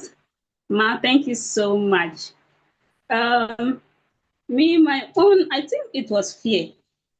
But today lesson has taught me something different. It has gingered my spirit. Although I'm still a startup person, I just finished training in hairdressing, decoration, pedicure, and all those things. But in our shop, we were doing much of the hair than the decoration and the other aspects. So, and I was also telling myself that I have to involve all those things. But through what mom just shared to us, he started small. Where she is now, she wasn't even having that vision. Like she never thought of that. But with determination, she's able to get to where she is now. And today's lesson I pray that as what I've learned today, it will provoke me. Like it will let me stand on my feet. That fear will go out. And the spirit that I can't do spirit, that thing normally it keep on prompting me. If you are to do it, how will you do it? If who guide you? Where do you get those things to invest on yourself? But what I've also learned much is for you to start a business doesn't need capital. Yes, mom has taught me for you to really be a businesswoman doesn't need that. Don't just make your mind that I have to get capital before I start that thing. But there are strategies that you take. that you can easily, small, 10 peso, 10 peso, all of a sudden it will Capital. step you up. And I'm so glad. Thank you so Thank much. you so much. Yes, I've learned. Thank you for taking time to share, Deborah. Thank you. I appreciate you. So I saw Bernice. Yes, Bernice, please go ahead. You can unmute. Okay, hello. Hi. This one I'm not being able to match faces to who I'm talking to. So if I see you on the road, now will I know that yes, you are the one. I mean, well, sorry, Good before you say morning. this, good morning. Let me say this because we are family. Whenever you see yourself in a gathering, online, offline, show your face. That's the first asset you have. So imagine we are here now, and then you finish speaking. I've heard Deborah speak. She talked about hairdressing, talked about that, and then an opportunity comes somewhere. How do the beautiful thing is that I now know that there's a Deborah like that, but how do I match the face to the person? Let's say you're in my neighborhood. I probably will not even know you're living beside me. So please, it's whether you're coming for any online session, whether you're going for a training, a physical training, an online training, dress well, put on your camera, sit down. Let's see. People are drawn to familiar things. I might not know so much, but because you saw me in a training, when next you see me, there's already this connection, this cordiality that comes. Some of the social media fans you have, they don't know you, but you love them. Why? You've been seeing them a lot. And people, when it has to do with money and business, they buy and patronize people that they know, they like, and then they trust. But they have to know you first. Show your face, at least beginning from gatherings like this. Come ready, turn on your video. You're going for any class, please speak and introduce yourself. We started with saying, introduce yourself. Tell us where you're joining from. You think it's a ritual? There are names there that has stuck in my mind because you wrote them. The people chatting and asking questions, Matilda is in my memory. Matilda Grant Silfi. Whenever I see this name, I know this name. As she has passed the first test of knowing, before we now go to like and trust. If you want to enter like now, you're in a session, they are learning, you're the one contributing, you're putting fire emojis. Before you know, people just be endeared towards you. These are principles, though. These are principles. They say, okay, anybody has feedback to share, you will not talk. How will they know you? Before they talk of like and then trust you. So wherever you find yourself, show up, speak up, head. Message for another day. Please continue. Sorry for cutting you short. So my video is on now. Where are you? Okay.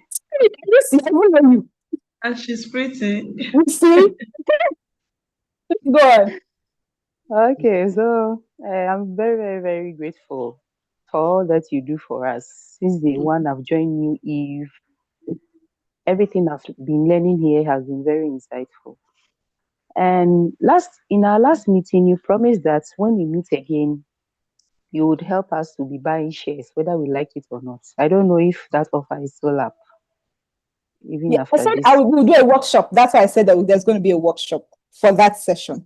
Yes, so don't worry. We'll work it out. Yeah. Okay. But my question is, maybe you are into something, but it's not moving as you wish it would move. And you want to branch into something else, maybe, but you don't know what to do for now. Whether you even have maybe there are other avenues, but you don't even know how to enter or what to do. For example, I'm a teacher, like I told you the last time. And what I'm into right now is to helping children who cannot read to do that. I ventured into Facebook. I did Facebook ads as to the services that I'm offering, but I didn't get the feedback that I was getting to do what I wanted to do. So that is on hold now. But after that, I don't really know what I can venture into now as what my skills are. So I don't know if there's any help with that. Thank you. I hear you. Thank you for asking. On that, so honestly, I will tell you to follow. You're in the studio, right? Did you get into the studio? Yes, I'm in the studio. Follow the studio. Things will become clear as you go. Things will become clear. And Thank then you very much. as you go on the journey, if you have specific questions, when we meet, you can bring it up as well. Okay, thank you very much. All right. Thank you. Thank you so much for sharing. Thank you for showing us your beautiful face as well. So Emanuela has something to say. Please bear with us. We planned 8 o'clock, but you see, you are the ones talking right now. So once we're done with this talk, we are done. Thank you. Hello, please can you hear me? Hi, Emanuela. Please can you hear me? I can hear you faintly. Oh, okay. I'll come in. But I can hear you well. Hear me now. Yes. Can you say that again? Can you hear me now? Oh yes, please, better. Okay. So I'm a radiographer, okay, and currently I'm running a business that is fashion, like African fashion. And I have a whole lot of like a busy schedule, so I'm not able to volunteer in some platforms or even have such opportunities to even go and seek for. So I tried relating with some of the pop-up exchange show up, but hopefully if I contact the person again, I can be able to bring that volunteering thing into it. But what I wanted to ask is, because of how my schedule is and how like the stress on me is too much, I wanted to know how to manage it and how to new beginner, and it seems like sales has been very low, and it's something that I'm really passionate about, but because I'm still learning on the job, is kind of causing me to lose some finances as well as I'm not. So I wanted to have insights about that. All right, thank you. Ruth, you want to answer the question? You're muted. Okay. Yes. Okay, ma, please, can you just do a little recap for me for that question? Okay, so she is on a job. She has a job, and then she's passionate about something else. She was breaking, so I didn't hear the other thing. She's passionate about that.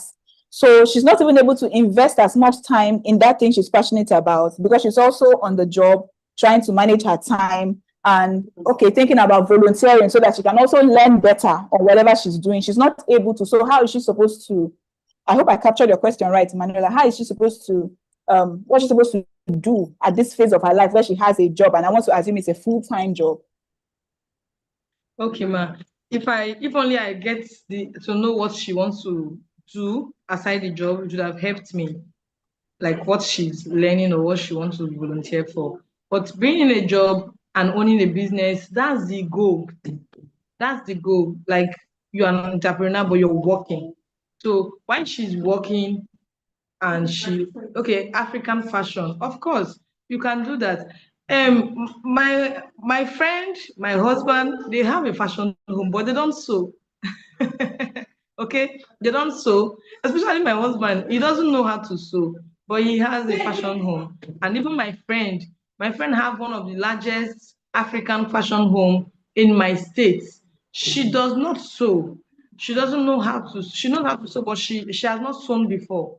So there is a business of fashion and there's a business of tailoring. They are two different businesses. So in your case, you can still work. You can get tailors to sew for you. That means you have to save up, get a place, maybe a shop or a house where you have your machines and where you have a full-time employed tailor. And you're going to pay that tailor, probably you pay the person, if you sew 5 clothes, you're going to get this money. Or you pay every month. This is what I want to pay you every month. And then you get the designs you want the person to make for you. And when the person makes it, you showcase it. And the only thing I think may be taking your time is content, which you must not do if you can fund it. Which you must not do if you can fund it. So I think you should keep your job, still be there. That job should be generating the money that you use to fund your African fashion business. The job should be generating the money. When the job brings in the money, you put the money in your fashion business until the fashion business stabilizes. And then you can now decide to say, okay, my fashion business is paying me well. I have this number of staff. I need to manage them. That's the only time you can now say, oh, maybe I'll leave my job. But you must not leave your job. I know people that owns that work. I know people that work and they have big businesses. They are still working because they were able to get good managers. They were able to train. They were able to do a lot of things. So I think I don't know if I answered your question. Yes. All righty. Thank you. Thank you so much. So the last person we're going to hear from before we go is it Bebe or Babe? Please tell us the correct pronunciation. I'm sorry if I didn't get it correctly. Thank you. You can unmute. Okay, so thank you. It's Bebe. So thank you. Bebe, okay. Yeah, thank you so much. Today, I have learned a lot. So my question was also into what Madam just explained. So for some time now, I've been having this desire to have my own. I don't sew. I don't know how to sew, but I have this passion for fashion. So, and I wanted to create my own shop to sell this African clothing. So she has already answered, and I have noted those things down. And then one thing also I wanted to encourage us is that when she was talking, she made mention of we putting our finances into family stuff. And one thing I have come to learn and then also took a decision, and it has helped me, is that when I took the decision of not allowing family to come into my financial affair, I realized it has really helped me. And now I have gotten that power over my finance, because years back, every money I work for goes into family. People will bring their issues, and you can't save. I have worked for years and I couldn't save and all that.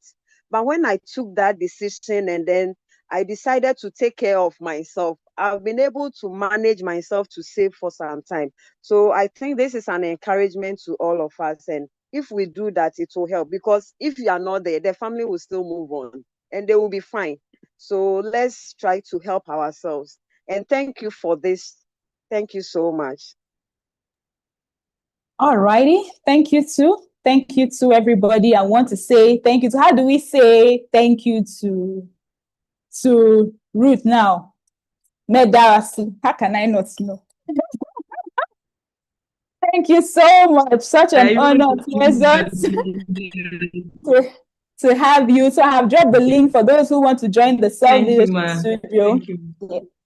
Thank you too. Please do please do join the Self-Leadership Studio. We'll drop the link on the community as well.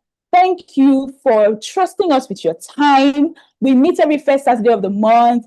Put our community notifications on. Sometimes we just do challenges. Like last month, we had an exercise challenge. It was beautiful. So more of such will come up. And of course, we're interested in your growth. We believe that we are because you are, right? Yes. So we're interested in you becoming who God has created you to be, because it is in your becoming that our becoming becomes stronger. Thank you so much. God bless you. Do have a productive weekend. Thank you very much, Ma. Thank you, everybody. I feel welcomed. God bless you, Ma. Thank you. So I'm going to, please, before we go, we want to take a photo shoot.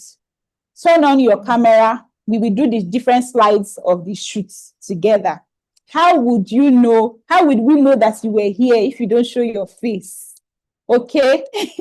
So then when we are done with the shoots, I can now unmute for the hospitality team to share the zobo and the what they call it, spring rolls and samosa before we go. If you're the first time, just wait behind. They will give you your own before you go. Your online zobo. So thank you. I'm taking the first shot now.